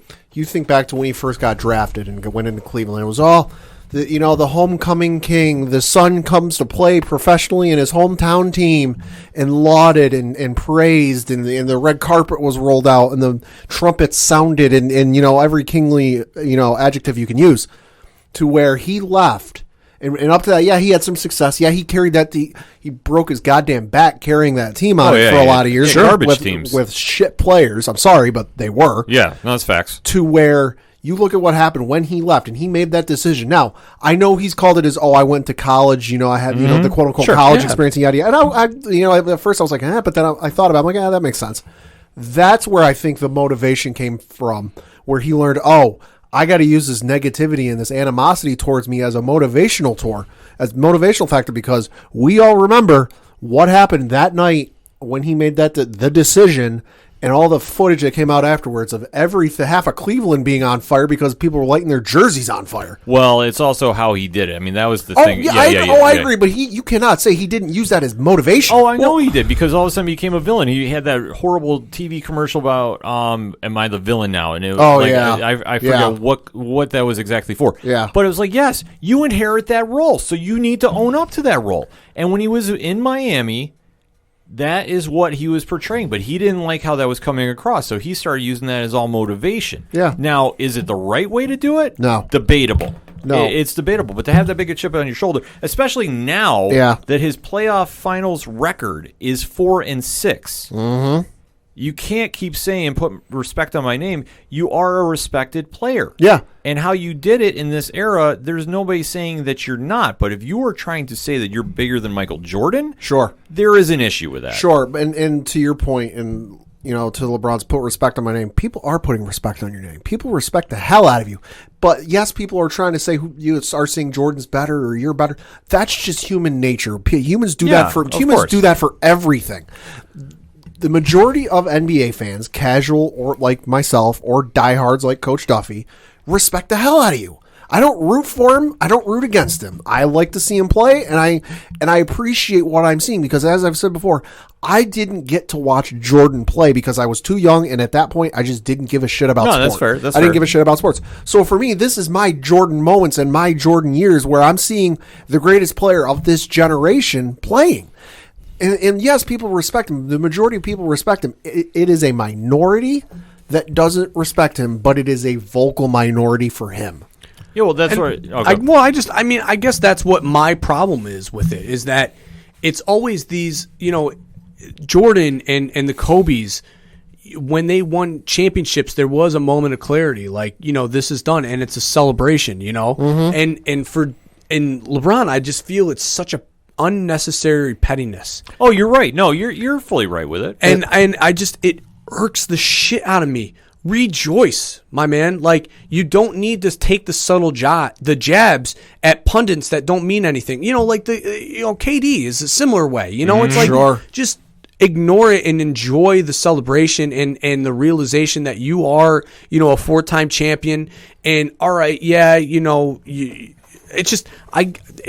it irks the shit out of me. Let's just celebrate the win. And the one that really irked me first, because that one was kind of like, yeah. But the one that irked me the most is put some respect back on the Lakers' name. Put some respect on the Lakers' name. And I'm like, what fucking respect? The only people I don't think they're respecting the Lakers or their names are some people up in a sports bar up in Boston. Right. Yeah. The rest of the NBA, they might have no love lost for him. They might not love him. They might not hate him. But they respect it. I don't love or hate the Lakers, but I respect the hell out of them. Well, right. But that's like I say, he likes to use it as the happy narrative, and that's supposed to be his motivational thing because now the Lakers have won their 17th championship. Mm-hmm. So the narrative now flips to, okay, where's LeBron's legacy now? Because obviously, right after it came out, people are trying to say he's the GOAT. He's not. It's just preposterous It's to just, even think. If you want to try really breaking down the facts, and this is where we're really devoting a lot of the segment to, you have to look at how he's won those finals. Mm-hmm. Exactly. Yes. And that's the argument that people don't like seeing because this is the first finals he has won without James Jones. Right. Yeah. It is just a situation. That's the X factor, Pat, is Bingo. James Jones. James Jones. That every team he's gone on to make a finals run has been loaded up with at least 2 superstars. Mm-hmm. You can say varying degrees. Sure. Because Kevin Love and Kyrie, okay, that was another pairing he had. Bosh and Wade. Yeah. And now Davis and Rondo. So that's why I said, Rondo obviously he played very well in this series, but I mean, to me, the guy that is the unsung hero that, isn't an all-star, but, obviously could be, is Danny Green, who they brought in for that specific reason. Right. But with all that being said, this is where LeBron is trying to fuel some flames because, I'm sure he wants to be thought of in that Jordan conversation, but he's so much of a basketball historian, he knows that he's not. Right. And I think that's where you see the pettiness come out. He was way too friendly and close with Kobe because Kobe, I think, was the best person to ever take that path with the whole comparison. And he just listen, that's for you guys to decide. I don't care. Right. That was the smartest thing he's he ever. A different mentality. Right. Different mentality. My thing with the whole debate is it's your own personal opinion. For me, LeBron is the greatest of this generation, but for me, Jordan is better just because, yes, LeBron's a great player, great scorer, defender, leader, what have you, but just Jordan had that X factor, that killer instinct. And we'll think back to The Last Dance where they were out to dinner for whatever finals it was against, I believe it was the Jazz or the Sonics or whoever the hell it was. Sonics. George Karl. George Karl didn't say hi to him at dinner. Yeah. It's something as simple as it could have been dim lighting, and he just didn't see him. And Karl didn't say hi to him, and Jordan decided he was going to end their finals and basically go for the jugular. Well, but you know what Jordan didn't do was say that in a press conference. Yeah, Jordan had that killer instinct that he would use any goddamn thing, right? Real or not. I mean, talk about the king of fucking petty is Jordan, but he does it in his own subtle way. Yeah. The only time he's ever done it was his retirement speech for the Hall of Fame. Facts. Yeah. That's the only time you ever saw the true pettiness come out in him. But Jordan had that killer instinct and that just, will that put him on a whole other level that I've never seen LeBron come out and just score He's never like had a it. man possessed. It just frustrates the hell out of me because it's that narrative, that conversation that we are having right now that we shouldn't be having. What we should have been talking about is the Lakers dominating performance against a very good up and coming Miami team. I agree. And instead what grabbed my attention was the Nick Wrights, the LeBron's, the LeBron pundits that cover him 24/7, that just work him for their media cred and just cover him in this way that makes him this godly figure, and it's just not fair. No, it's not fair in the sense of boo-hoo. It's just not fair in the sense of let's take this for what it is. He's a very, very talented player, arguably the best of his generation. But he is not and will not ever be better than Jordan, period. Right. No matter what he does. He could score more points. he could score more rebounds. He could have more rebounds and more assists. He's 6'8". He better have more rebounds than Jordan. Yeah. Yeah. But what you have to look at, though, is whoever's around him, this is what he's feeding into, and this is what he wants to portray, because he knows all the heat, no pun intended, he got when he was in Miami, and that has never set well with him that he became the bad guy. No. It wasn't. But when he came back to Cleveland, and granted, Cleveland was stacked at that point because they had how many number one draft picks? Christ. Like Well, three. they also made the move for Kevin Love. Right, prior to him coming, that was... So the setup was all set for him to come back, and it was a great redeeming story. And I will say this, to his credit, he didn't have to go back. No. He went because he felt he owed it to the fans in the city of Cleveland. And obviously the animosity with ownership there and Dan Gilbert and everything, I mean, the storylines were there. Oh, yeah, completely. But he did it to make it up to the fans. So like I say, I give him a redeeming factor for that. Like he has a pass about Cleveland. Sure. But when you take a look at how he's left, and when he went to Miami and he became the villain, and then even when he was with Cleveland, he still had a villain mentality, so to speak, to him. But once you remember when he won that championship in Cleveland, he's kept screaming, "This is for you, this is for you." He never went out on this whole, "Give me my respect, give me this." Yeah, it was nothing for the fan. He did it for the fans. This one was the ego going because he wanted to prove that he could do it in the West. Yep. Because that was the big narrative, and I'll admit, I was the first one to say that on the show, that he was a complete idiot for going to the West. Because why would you go there in your last years with that roster at the time? Well, let alone that was the roster at the time. So right. I can use my asterisks for that, but I'm not going to make any excuses for it. I said that comment, and I'll stick to it. Well, did you know that he was going to then make Pelinka go out and get Anthony Davis by trading 2/3 of the roster away? No, but once they pulled that off, it was like this must have been the master plan at all. That's why I say in this era of the super team, he is the MVP. Right, and I mean you can't. It started with Boston. Yeah. So I don't fault him for going to Miami. No, because Boston gave the blueprint. Right. And Boston gave the okay to make this happen. Now, they went about it a different way because Danny Ainge made trades to bring these guys in. Sure. It wasn't, okay, I'm going to play with my two best friends in South Beach and enjoy this lifestyle. I think the difference is, though, is that, in the Jordan era, there wasn't a lot of free agency moves unless guys were, traded. So, a lot of guys just stayed with the teams for their entire career. Now, mind you, obviously, he didn't have to face Olajuwon. That's not his fault. Right. I mean, that 96 run, they almost did. I mean, up till Game 7 against the Jazz, it looked like Houston was going to win that series. And had they have done that, it would have been Olajuwon, Ewing, Drexler, and the point guard there, Cassell. Yeah. 4 potential Hall of Famers he would have had to have faced. It would have been a different narrative. It would have been a different narrative. He stopped Shaq from winning a title for 2 straight years in the East. So it's like the difference, and plus, and again, the narrative of the Scottie Pippen thing, it's like Scottie Pippen was brought over by Reinsdorf, and the general manager, and now his name's escaping me, but it was a trade. Colangelo? No. I'm thinking somebody else. Yeah. But there was a trade that was. It is Reinsdorf. I was right.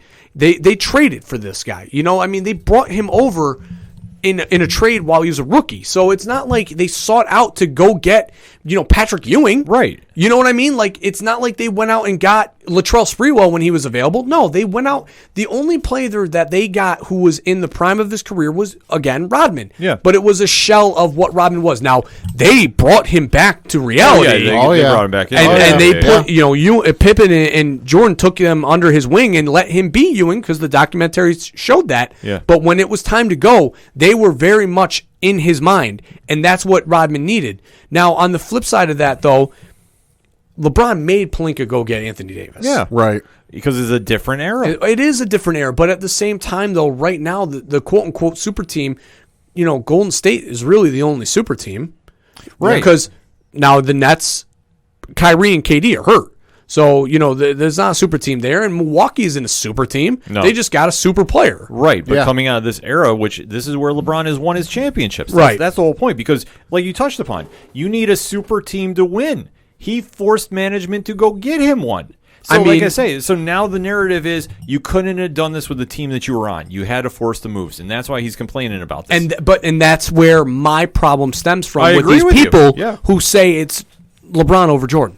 Because that's No. ridiculous. Because all they do is they sit behind social media and they buy into the hype that everybody tries feeding in. Because if anybody really understands the sport of basketball, you can look at the different eras and see the level of competition is different. It is. It's facts. Right. You have to really understand that point of view before you try making the comparisons. Everybody does it now because LeBron has been the most consistent player to get to the finals in this era of basketball. In any era of basketball. Right.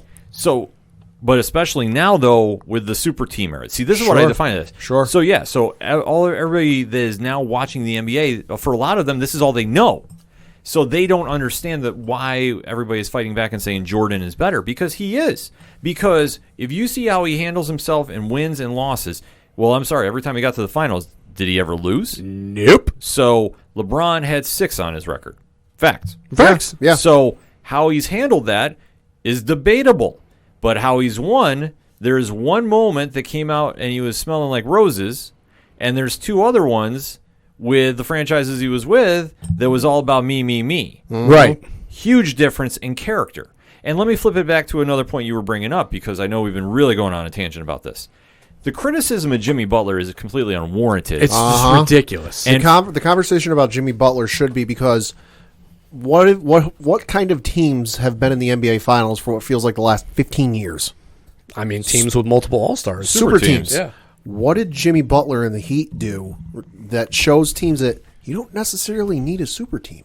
Exactly. You got a good player, a great player in Jimmy Butler with some great pieces around him, a la a Michael Jordan, and it shows that, hey, maybe you don't need to blow your salary cap so that you're signing the other remaining players on your team to veteran minimums like they did for a lot of those years in Miami with the Heat. To with LeBron and Wade and Bosh, because I remember watching ESPN those days and like, oh yeah, they're looking at signing Chris Anderson for the veterans minimum because that's all the room they got for in their salary cap. Yeah, they showed with having Tyler Hero and Goran Dragic and Jimmy Butler on that team that, hey, you can have a good player, 2 other cogs in the piece, and make a finals run if you get hot and at the right time.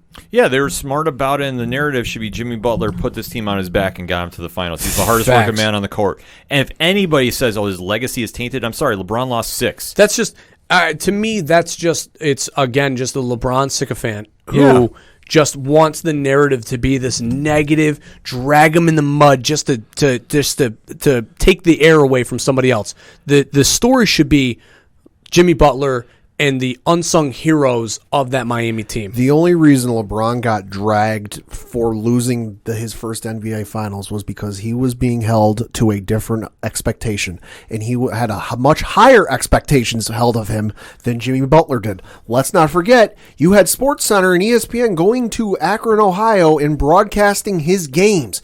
He was on the cover of Sports Illustrated before he graduated high school. I mean, Jimmy Butler, not the same case. So in the King James and Michael Jordan's heir apparent. So you're going in there going, yeah, this guy should win 5, 6, 7 straight NBA Finals like Jordan did. Jimmy Butler, no. The fact that he made it there, kudos to you, sir. I mean, that first final, though, against San Antonio, I don't hold LeBron to being like, oh, you lost the finals, because that San Antonio team with Tim Duncan in his prime, Bruce Bowen, absolutely hounding him defensively. Like, what else could he have done? There wasn't anything. Right. So that loss, I don't, is tough, but I don't give him flack for it. The ones that I give him a hard time for are the Miami losses. Oh, the Miami ones are, the Miami ones are the ones he should have. I mean, you talk about the fact that you went against the Dallas team with, a Dirk Nowitzki who you guys mocked, and said that couldn't win a finals. Wasn't Dallas a really low-seeded team that year too? Yep. Yeah. And you mock and you made fun of, and you had this young, not young because they were veterans, but a scrappy, Dallas team that took it to you, defensively, and then you ate crow because you looked silly after you made fun of Dirk. And that's the problem for me when you start talking about finals lost, is that one. Yeah, that's the one that everybody should be talking about. And if anybody wants to criticize Miami and Jimmy Butler about it, you have no place to, because this team wasn't even supposed to be there. In fact, this team reminded me of that Dallas team that punched Miami in the mouth. Accurate. I looked it up. Dallas was the 3 seed that year. But still, they were not expected to get anywhere close. No, they weren't. But this team for Miami, though, reminds me a lot of that team. They came out there, and let's remember, Game 5 of this finals, and Jimmy Butler playing for 47 minutes and absolutely balling out of his mind. In an era where guys don't do that anymore. Exactly. I was saying, and especially coming out of that game where he played all 47 minutes of the game and he could barely walk out of the press conference, reminded me very much of when Syracuse played UConn in that 6 overtime game, and Johnny Flynn played every goddamn minute of that game and then came back the next day, like less than 24 hours later, and played another game against Louisville. Yeah. I don't care how great you are not going to be at the same level you are playing that many amount of minutes. Miami just ran out of gas. Yeah. I mean, that's all that Yeah. happened. I mean, Which is what we said. Yeah, exactly. We were spot on. They're going to hang with them, but they're going to run out of gas. And it just goes to show that should be the narrative of the finals in closing with this segment. LeBron should be celebrating the fact the Lakers got number 17. And now I believe they're tied with Boston for most championships in the NBA. Yes, they are. They should be celebrating, but instead he wants to flip it on himself, which is now going to give him a bad look, and then we'll see what happens in the offseason if some teams start loading up again. I didn't want the Knicks to get Anthony Davis just because I don't know if that's the right piece, because it feels very Ranger-esque when they were chasing names instead of trying to rebuild, using pieces and structure. But at this point, if it just smites the Lakers from winning again, I'm okay with it. Well, I've got to see what happens there, because LeBron is going to definitely have a bullseye on his back because his comments came off so badly in the PR scale. Not apparently to a lot of people, but to me it did. But I'm just one guy. Because I'm sorry, his fan base reminds me a lot of AEW. Uh-huh. That is the easiest comparison you can make, and we'll talk pro wrestling a little later in the show. But there is his fans that blindly follow him, and whatever he does is right, and everybody else is wrong. Yeah, and to Coach's point, I looked it up. LeBron James is listed at 6'9", 250 pounds. Tyler Hero listed at 6'5", 195 pounds. There's no goddamn way he fouled LeBron. Oh, exactly, there wasn't. And just to see the flop job. Not at happened 195 pounds soaking wet. But then again, we live in an era of basketball where there are penalties for flopping. Yeah. So let that sink in for a second. Yeah. So where the narrative wasn't around in Jordan's era. Exactly. So, like I say, in closing, the Lakers should be celebrating the fact they got number 17. The fact that they are still hyping LeBron and the chip on the shoulder is not going to get them anywhere, and now there's going to be a bigger bullseye on their back that they have to worry about. Well, because teams are coming back. Because the one team that they have to worry about over their shoulder is Golden State. Uh-huh. And I will say this right now, if Golden State is 100% healthy, they're going to run the Lakers off the court. And what did we say going into the season with the NBA preview was that if the Lakers wanted one clear shot guarantee way to get to the finals, it'd be this year, because Golden State's down and they don't have everybody. They're coming back next year. They're going to have everybody. Exactly. And plus they have a very high draft pick too. And, that they might move. Yes. I mean, listen, Danny Ainge found a way to move that number 1 pick, and they've got Wiggins and plus that number 1 that could be very attractive to a team looking to, get a high pick in this draft, because outside of the top 3, I really don't know what's coming your way. I will say this. I completely trust the Golden State front office to make some moves. They have rarely missed on their offseason stuff. This is true. So the fact that they're going to have some time to think and some time to sit back and watch that, if you're going to tell me that Steph Curry, Klay Thompson, Draymond Green were watching those finals, and the minute LeBron said, put some respect on my name, and they did not call each other and say, are you ready for next season? Because now the legacy, because now the story switches from LeBron, who should have been celebrating, to now, can you go through the true Golden State Warriors?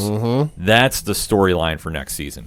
And as for Miami, they should be celebrating this win as we got there with this team. You were playing with house money. You're playing with house money. So the fact you didn't get there is nothing to be sad about. No. And if anything, Jimmy Butler just got on a lot more people's radars. And if you're going to tell me that he is not going to come back more motivated because idiot reporters are saying that this should tarnish his legacy. Yeah, you want to talk about a guy who will tackle and fuel. Yeah. This will be Jimmy Butler's drive in the next season. Yeah, and it's going to be scary when Miami gets back there next year. It's going to be absolutely dumb. No, I mean, I think that this was a building block. I mean, obviously, Spoelstra showed that he is a very good head coach. Yeah. Because he took a team, he inherited that Miami team of superstars, and everybody was like, oh, anybody could coach this team and win. Okay, fine, that can be that narrative. But then let's talk about this team. Yeah. That was not full of superstars that he took and led them to an NBA Finals by his ability and creativeness defensively, not to mention offensively, Yeah, so that all being said, Miami's got a bright future ahead of them. Jimmy Butler's going to come out like a man possessed next season. And for LeBron, enjoy your win now, because Golden State will be waiting for you when we tip off next season. That all being said, we gave you a lot to digest about the NBA Finals. I hit us up. feel better. That's good. Let me real quick. Let me get. I feel better because I was stewing today. Yeah, I knew you were. That's why we went a little extra long with this. Thanks for listening, everybody. Yeah, so definitely hit up Coach at CoachStuffy11 to continue the conversation. I know we got a lot of basketball fans out there. Tell them that how wanna great talk. Charlie Weiss is. Wow, Pad. Way to end on Wow, a yeah, negative really. note. Why do you have to go there? But why don't you join us on our social media accounts? You can find them at OchoDuroParlayHour.com. Let's talk some NBA Finals, shall we? Hit us up. We're going to take a quick break. We'll be right back. I'm Midnight Agent Raw. And I'm Okami. We are the Super Media Bros Podcast. And each week, we give a comedic take on all forms of entertainment, such as movies, music, video games, television, and much more. So put your shades on and listen to us on Apple Podcasts, Spotify, or wherever you listen to your podcasts. Shades on. We're on.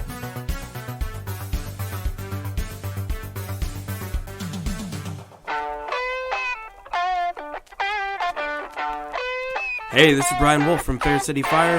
You are listening to ODPH, the greatest podcast in Binghamton. Woo!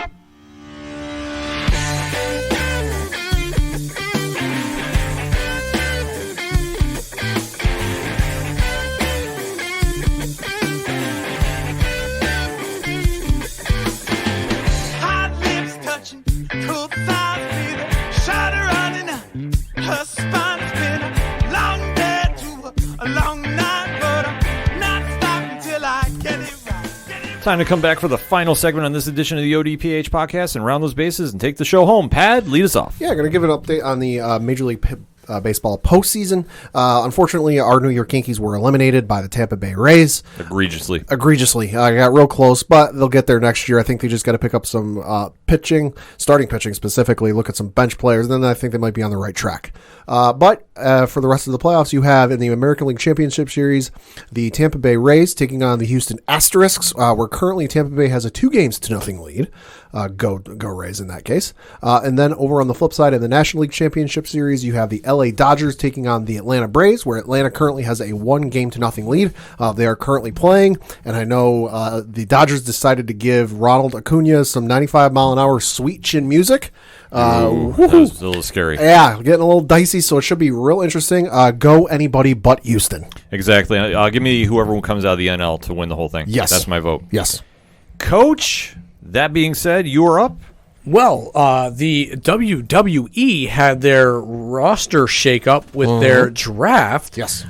Just some notable names who were on the move, really. I mean, you don't really need to talk about who stayed because it was pretty much the staples. But Seth Rollins, for the first time in his illustrious career, will be donning the blue, going to SmackDown. Yeah. Obviously, as we predicted, AJ Styles did move from Raw, or SmackDown to Raw. Yep.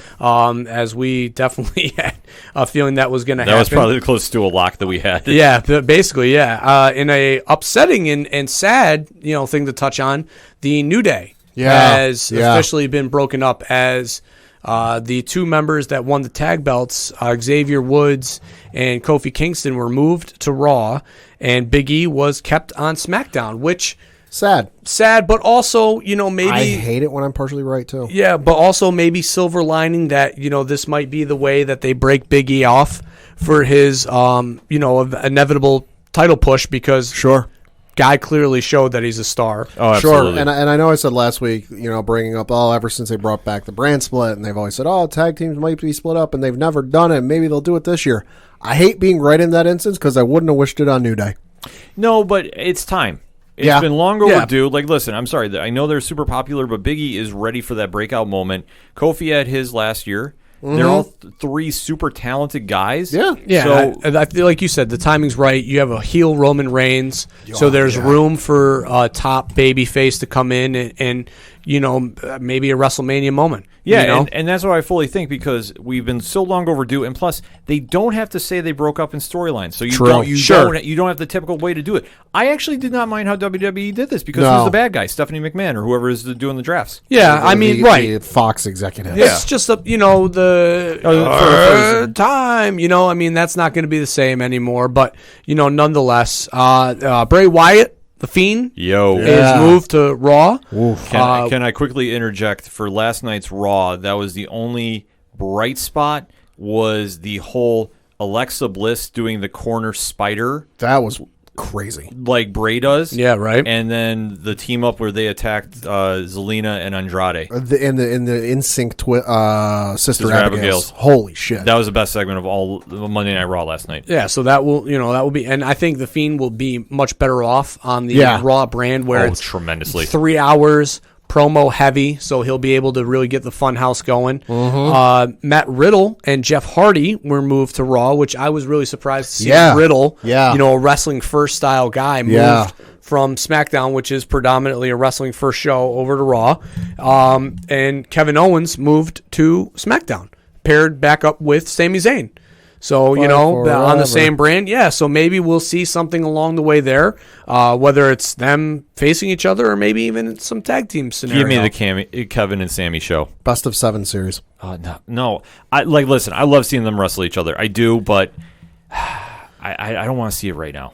Yeah, I mean, I obviously with the shakeup, you've got, Seth Rollins coming in who might, make a splash in the Intercontinental scene. I don't, obviously I don't, who knows what they'll do with Roman in the world title right now. I mean, Yeah. Well, the only thing that you got to remember, too, is Seth will be leaving soon because Becky Lynch is due in December, I believe. Oh, yeah, So that's right around the corner. So this is a perfect way to write them off. The only thing I would say to kind of give the grades for the draft, I gave both a C. Like, there wasn't any moments in this that was like the big shakeup feel to it. Sure. Like, Bray going to Raw was a big deal. Seth going to SmackDown Yep, was. yep. If you buy it all the nonsense on the internet, Matt Riddle getting moved away from Seth Rollins, that actually makes some sense. because Yeah. allegedly yeah, there's that heat has there. some legs to Yeah. that has Yeah. some legs to it. I mean, Yep. our closest lock was AJ getting moved, and Yep. that did happen. So I mean, to me, I think the shakeup is definitely good because I think they put guys in positions where they can be more successful. Yeah. Because of the way that the rosters are, were structured prior to the draft. You saw a lot of bottlenecking on SmackDown. Yeah. And the same on Raw. A lot of guys were kind of tied in roles right now with Drew having to face Randy Orton 700 different times, which now I think AJ Styles coming over will give him another hand to work with. Leading up to his inevitable rematch with Brock. And I think Seth going over to SmackDown, albeit like you mentioned, probably going to be leaving sometime in December. That would lead maybe to a babyface return I think come so. SummerSlam. And if not, then maybe the Friday Night Messiah will return in all of his glory, whatever. But I like the moves. Everything I think made sense. The Riddle. If there's legs to that If there rumor, is, if because there it is is legs, allegedly. that's upsetting because I really would have liked to have seen that, Seth and Riddle paired together, Yeah. in some sort of program down the road. sure. Not to mention, I think Riddle makes more sense on SmackDown than he does on Raw. But, that's whatever. I honestly, I think I think the draft was good, and I think it's going to really give some legitimacy to some guys who were looking to make the next steps. I'll say the move I liked was Miz and Morrison moving to Raw, especially because I have not had the chance to experience them on an open mic for the Miz TV yet, because I'm usually busy with my girlfriend on Friday nights. We don't watch SmackDown. So since John Morrison's return, I have not gotten to experience those two on Miz TV yet, until the Monday last night when they were on there. Holy shit, their timing. Oh, they're That great. was they're great. That was incredible. I was in stitches. The only thing I didn't like was Seth and his son, or Ray and his son Dominic coming over with Seth. It's like, because come on. The problem is WWE's in love with that feud. right. Yeah. And that's And Blake Yeah. following too. It's like you literally just picked up and moved moved. it. Yeah, because, Yep. Placeholder, because they're in love with that thing. And that's why I say, like, I hate that feud. I'm very vocal on Twitter. So if you ever hit me up on Monday nights or whenever that's going on, I don't exactly have nice things to say about it. And you shouldn't. No, because it's hot garbage. Yeah. I don't care about it. They're rehashing old stuff, and I'm sorry, they all deserve better. Like, I thought it would have been smarter if Dominic had gone down to NXT. Right. I figured down there he would have been able to flourish more. Sure. Or if you're going to do something, keep Murphy on Raw and send Seth over there. And why don't you pair him up with Chad Gable, who's just wasting away? Well, allegedly going to NXT. Well, that's the alleged one, but I thought he got drafted by SmackDown. I saw it was like one of those after show. Yeah, I didn't see it. I don't think so. I didn't see it. I just looked on the list. I didn't see his name. Okay, so I mean, waiting to see. That was another brings up another quick point though. I was surprised we didn't see an NXT call up to the main roster. Yeah, I mean, given what's going on with NXT right now, with injuries that are kind of plaguing there, I think it's kind of tough to make a move because it's True. like, all right, you pull up Adam Cole. Okay, no, yeah, Shorty G has been drafted to SmackDown. Oh, shit. All right. Well, all right. So anyway, though, you draft Adam Cole. Baby. What do you do if Finn is out? And he just had surgery the other day too. Right. Yeah, so if he's out for a duration of time and now the world title's got to be put up again or storyline, whatever they do, it's like, all right, you're left with Ciampa and Gargano and you're not running that program back. Yeah. Or if you would have moved Gargano on, again, he just doesn't fit on the main roster because he's too small. It's too small. Yeah. I agree. I just thought they should have done something to switch it up. I agree. Again, yeah. Adam Cole should be on the fucking main roster. Yeah, it's ridiculous. Baby, yes, thank you. It's ridiculous the fact that this dude, outside of the fact that he's not built like Drew McIntyre, but he has the same frame. Yeah. The dude is Shawn Michaels 2.0. Right, and that's why I fully think he's going to be there day after Mania. I think that would be if you make a move, that would be the night to make the move. Because when you're talking about injuries too, I think that's why he's staying down there right now because he's going to have a final send-off feud probably against Roderick Strong. Yeah. So for what it's worth in regards to the Balor situation, he did post an update on his Instagram saying, quote, "Last Friday, I underwent surgery for 2 fractures of my jaw, including one going into my tooth. After the tooth was removed, I was wired shut. To restore my bite and help align the fractures. Then 3 plates were screwed in to fixate the fractures for a quick recovery. Thankfully, no wires were needed after surgery." My God. Article I'm reading from says there's still no word on how long Balor will be out of action, but the usual recovery time for a broken jaw is around 6 weeks. Oh, fuck. Yeah, so kudos to him. So he's not going to be out long. He's not going to be out long. Killer Cross is already doing rehab videos. Dude, Jesus Christ. I would have thought broken jaw like 9 months. Yeah, because it's shut. It's shut. I think in normal instances it might be a long period of time, but the fact that he's saying that he didn't need any wires once he was done, it's not as bad. Because you look at what happened with Kanye, like all the way back in like college dropout days. Like he talked about his mouth was wired shut for almost a year. He said, so Finn definitely lucked out with this. So like I said, he'll be back sooner than later. Yeah. And that's why I said, I think NXT is just going to ride through the wave right now. Sure. Yeah, they have to. They just got to kind of just stay the course, patience. Elevate the North American title and call it a day. Yeah, they're getting enough influx between Tony Storm, Ember Moon coming back, and then they get one guy returning from injury. Dexter Lumis, I think is his name. Getting Dexter Lumis back. And I know they're trying to work Walter back over too. Yep. So, time will tell. Yeah, there's enough there. A lot of bright spots to look forward to. And then AEW's 1-year anniversary. Yes. Great for you guys. Yeah. No, AEW is having their 1-year anniversary show tomorrow night. Cody Rhodes, after he lost the TV title, just got it back 2 weeks later. Sure. Because that's that's AEW. That's legitimate. Yeah. Why he shot a TV show. So makes a ton of sense why you would have a guy lose the TV title just to gain it back 2 weeks later. Yeah, as it's known on this show, I'm no fan of AEW. I did read on Reddit this morning, though, that for their 1-year anniversary show, they are putting up all of the belts for grabs on the show, which cool move. I like it. Yeah, they've loaded up the card because your main event is Jon Moxley versus Lance Archer, which was supposed to happen, but I believe Archer had COVID for a bit. Right. So now he's been cleared to come back. So obviously that's been a big fight that they've been scheduling for a while. Yeah, I mean, it's like I said, it's nice for them to do that on free TV because WWE does that every year for pay-per-view. Right. And it's also weird because that's like kind of the same thing that WCW used to do, and they're not the same. They're not the same. It's not WCW 2.0 AEW. It's not the same, guys. But they just put all the titles on live on free TV. Yeah, and it's good exposure for them. And have a guy lose a title to go film a TV show only to come back 2 weeks later and win it back. But not the same thing. Yeah. Totally different. If anything for AEW, it's a good expose for them. The people flipping channels who might flip back, oh, what's this? And go, oh, shit, this looks kind of cool. Especially with NXT being as injured as they are right now, it's like it's a strike while your iron's hot. Yeah, exactly. Listen, it's going to be a great card. Orange Cassidy versus Cody Rhodes or Cody. Anything Orange Cassidy does is, gold. So that sounds great. Excited for that. FTR versus Best Friends. Yeah, FTR versus Best Friends, which obviously is just going to inevitably lead to the Young Buck feud, which is fine. You know, whatever. If you want to put the good friends in there for filled in, that's fine. You know, the women's division does nothing for me. So Sheeta and Big Swole. There you go. All right, and then I heard that there's a rumor of another title. Well, what they've talked about 2 other moments they're going to have on the show. They've been doing this whole tribute to Jericho. I mean, last week was the whole 30 years of Chris Jericho, which it was a very telling sign that something is in the air that we touched upon on 607 TWS.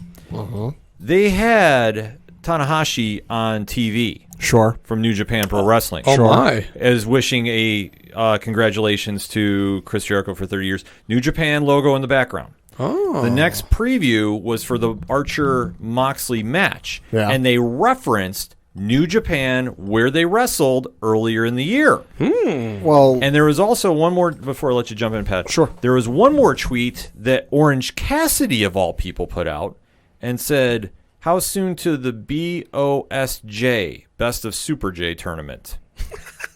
Which is just funny. God. That would be. Oh my God.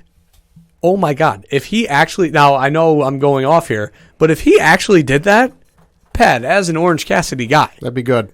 that would be fucking great. That'd be awesome. He would like lose every match up until the point where he would like win. He would have to win just to move on. Yeah. And then win those matches out of like just the luck of his pants to all of a sudden fuck around and end up in the finals. Yeah. And then lose on some bullshit reason. That Sure. would be glorious. Sure. I'm sorry, New Japan, you can borrow that booking. To your point, though, with the Tanahashi thing, I read about that, but at the same time, I read that wasn't done because of any relationship between AEW and New Japan, but simply out of just Tanahashi has that much goddamn respect for Jericho. Oh, I could fully imagine, but I know there's been some change in management over at New Japan. And I know that there's a lot of smoke coming out of there's a possible working relationship trying to develop now.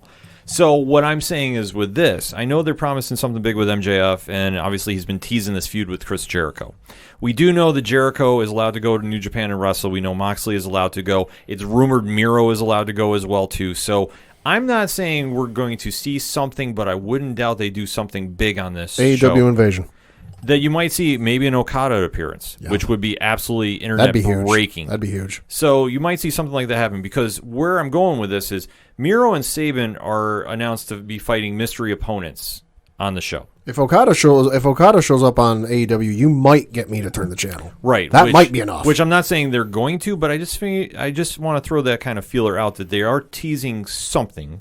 Now, is it possible that it is local talent? More than likely. Well, probably, because that's just how AEW does. But if they decide to go for something really big rating-wise and they want to get something working, this is the time to strike on it. So I'm going to just kind of throw that energy out to the world. We'll have to see what happens Wednesday. And obviously, 1 year in, it's been an up-and-down ride with AEW. They're still in business. They're still in business, which is always great to see that they are still in business. They still have a lot of work to do, in my opinion. Yeah. The in-ring stuff is not bad, but it's super indie. Storyline-wise is a train wreck. Their women's division is a joke. And it's unfortunately, too. They have made some strides to improve. Obviously, signing Ivelisse and Thunder Rosa has been a great addition to their camp. But they still need a lot of work, and until they really kind of make some strides in there, we just are going to have to deal with it and see what they do. So if you want to watch something on Wednesday night, you can hit me up on Twitter at ODParlayHour. I'm going to be live watching, and I'll have some live reaction to it. I know Rich from 3FN is going to be doing it, and we'll have obviously more to talk about on twitch.tv/607podcast, 8 p.m. Thursday night about this as well. So let me take this base and round home, because we got to talk some UFC. Sure. Now, Pad, this past weekend we had a fight card. But the main event, which was a great main event, with Corey Sandhagen defeating Marlon Moraes with a knockout, that's not what everybody's talking about. Nope. What are we all talking about? We're talking about a potential knockout of the decade. You know, we're barely into the new decade here. We might already have the knockout of the decade pinned. That being in the preliminary card that took place on ESPN Plus in the middleweight division between Joaquin Buckley and Impa, and I'm going to butcher this, so I'm going to apologize now. Impa Kasagane. Yep. Which was, it lists knockout by a spinning back kick, but it was that, and oh my God, so much more. Yeah, this was the knockout of the year. You can go on any social media platform and find it. This was the most impressive knockout I think I might have ever seen in MMA. You can't do this in a video game. No, this was straight up. I've tried. This is straight up a cheat code move. And it looks phenomenal. Obviously, we just have a star with Buckley being born. Yeah. So that all being said, it was a great fight night, but we are going into this week where we will be live reacting on twitch.tv/607 podcast. It is fight night. It is one of the most anticipated fights of the year. I have been waiting for this fight to go down. Yes. The Korean Zombie, Enough said. Chan Sung Jung, is Stop. taking on Brian Ortega. You've already sold me. In a winner gets Alexander Volkanovski for the featherweight title. Winner gets a trip to the hospispittle. Yeah, So does the loser. This is a legit bad blood feud. This is no sensationalism involved. Someone's going to die. They've had skirmishes between their camps at events. Like, this is the real deal. This fight has been long anticipated for a while. This is going down. Rumor has it somebody asked Brian Ortega if he wanted to send a fruit basket to Chan Sung Jung, and he said, "Fuck you." Yeah, this is Rumor legit. has it. Rumor has it. Let's go. This is going to be some fireworks. Pad, do you have a prediction for this? The fans are going to win. Like, this is it's not for a belt. It's not for even for a fictional belt like the BMF title, but God damn it, there's a big fight feel to this. It feels like there's like 9 belts on the line for this.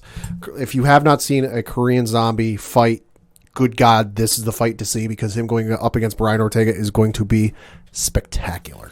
This is going to be absolutely epic. Coach, do you want me to give my pick before I get yours? Pain.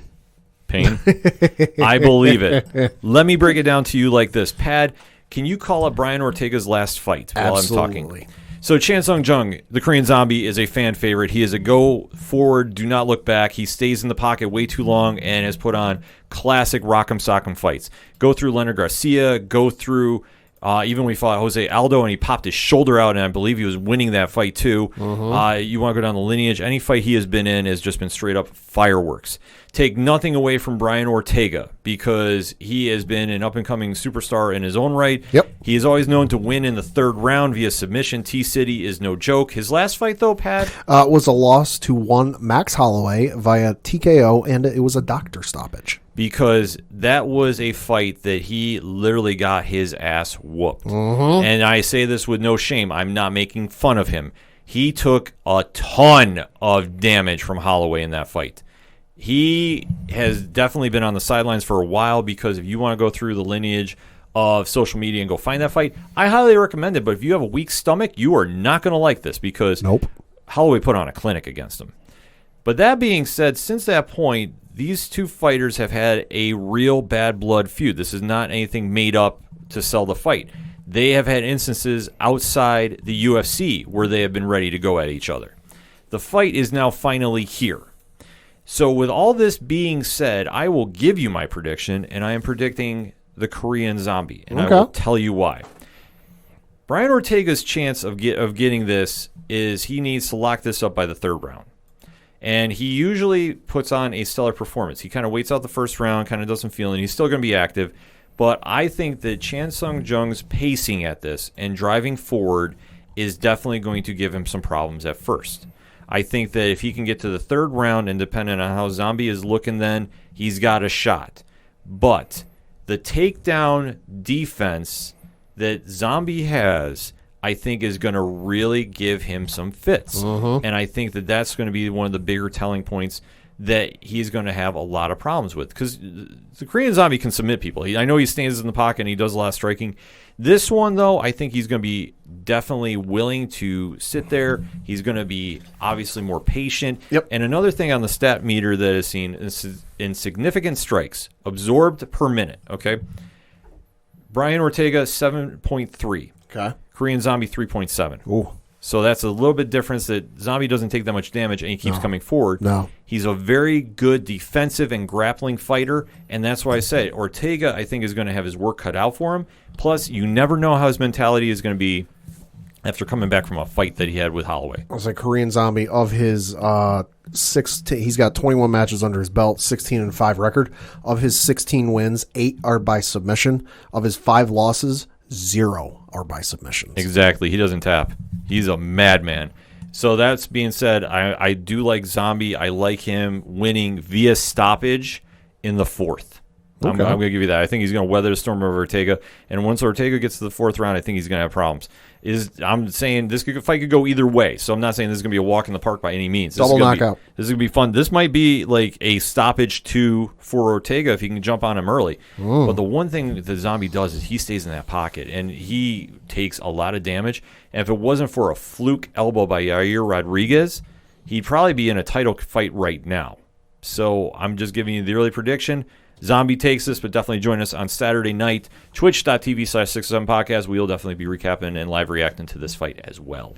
But before we close out the show, we got to give you our locks and leaps for this coming week. So, Pad, why don't you lead us off? Starting off with my lock, I'm going to be looking at the Baltimore Ravens and Philadelphia Eagles game. Currently, Baltimore is a 7.5-point favorite, and the Eagles currently sitting at 1-3-1. I think they should be able to take that win decisively. And looking at my leap, I'm going to be looking at the Chicago Bears and Carolina Panthers game. Currently, Carolina is a 2.5-point favorite, but I think Chicago, they're on a bit of a roll. Maybe they finally found, the run they need to get on with Nick Foles in at quarterback. I think Chicago should be able to pull this one out. Interesting picks, Pad. So let's pass it over to Coach Duffy. Ugly week, guys. Yeah. Not slim pickings here. A lot of the lines not out as we do this. So I'm going to go with my lock, the Dolphins. 8-point favorites over them nasty Jets. Yeah. I read a story today of NFL writer that was ranking all 32 teams, and they had contributions by local broadcasters. Sure. The broadcaster wrote for weakness for the Jets. Everything. Football. Yeah. So, I mean, if you ain't good at playing football, there's no way you're going to be able to beat Miami. And for my leap, for my leap, I don't want to have to do it, but I'm going to do it. I'm going to go with the Browns against the Steelers. Oh, that's a leap. 3.5 point dogs. I mean, if you're for real, Cleveland, which I think that you are, and last year you did, or the year before you tied them in Pittsburgh. True. Why not? True. Coach, I'm riding with you. That's my leap. I love it. I'm going with you. Pittsburgh, listen, I will give you a little betting advice, not saying if you decide to do anything and you lose to blame me on this, but I know more times than not Pittsburgh will win a game, but they won't cover the spread. This one, I think, is low-hanging fruit, to be honest with you, because if the Browns are the real deal, I think they're going to get up for this. I really think that we're going to see what they're made out of, and the point spread is low enough that I think this is a very safe leap because, like Coach has touched upon and Pat has too, the spreads are just coming out, and they're very, very not favorable by any stretch of the imagination. No, a couple aren't even out yet. Right, because they're waiting for the Bills to get done with their game in Tennessee as well. So at least they're being fair about that for Vegas. That being said, my lock, though, I have no faith in the old man, so I'd rather go with the State Farm guy himself. I am taking the Packers, going to Tampa Bay, -2.5, and going to put a whooping on Tom Brady. Believe it. So lock that in. Definitely join in the conversation on social media because I definitely want to hear everybody's locks and leaps. I got the whole brackets going on, and I don't want to give it out because we got to wait to see what happens with the Bills and Titans as we're recording. True. So all that being said, you're going to just have to keep it locked to Ocho Duro Parlay Hour social media and find out what's happening with locks and leaps. That being said, the music you heard on this episode is that of Brian Wolf and Fair City Fire, but we're going to close with a gentleman who's going to be on the show this week. So as we're recording Thursday night, you're going to hear the one and only Tom Jolu in studio. It's been a long-awaited interview that we can't wait to do with him. So if you're not familiar with his music, you can check him, Floodland, Second Suitor, Shout at the Robots, and all the great music you hear on the ODPH at One Stop Shop, and that is OchoDuroParlayHour.com under the music section. Also at the ODPH website, you can check out the directory. You can find out friends of the show. You can find organizational links supporting Black Lives Matter and voter registration, all the amazing pod groups we are in, and of course our friends over at 8122 Productions, which they are definitely going hard with their Patreon right now. So patreon.com/8122 Productions. All of that and so much more is at OchoDuroParlayHour.com. That's all I got for this week. So for your coach, my coach, the coach, Coach Duffy. Good night and good luck. For the one and only Padawan J. Thank you. I'm your host, Ken M. Thank you as always for listening to the ODPH podcast, better known as the Ocho Duro Parlay Hour. We'll see you next time.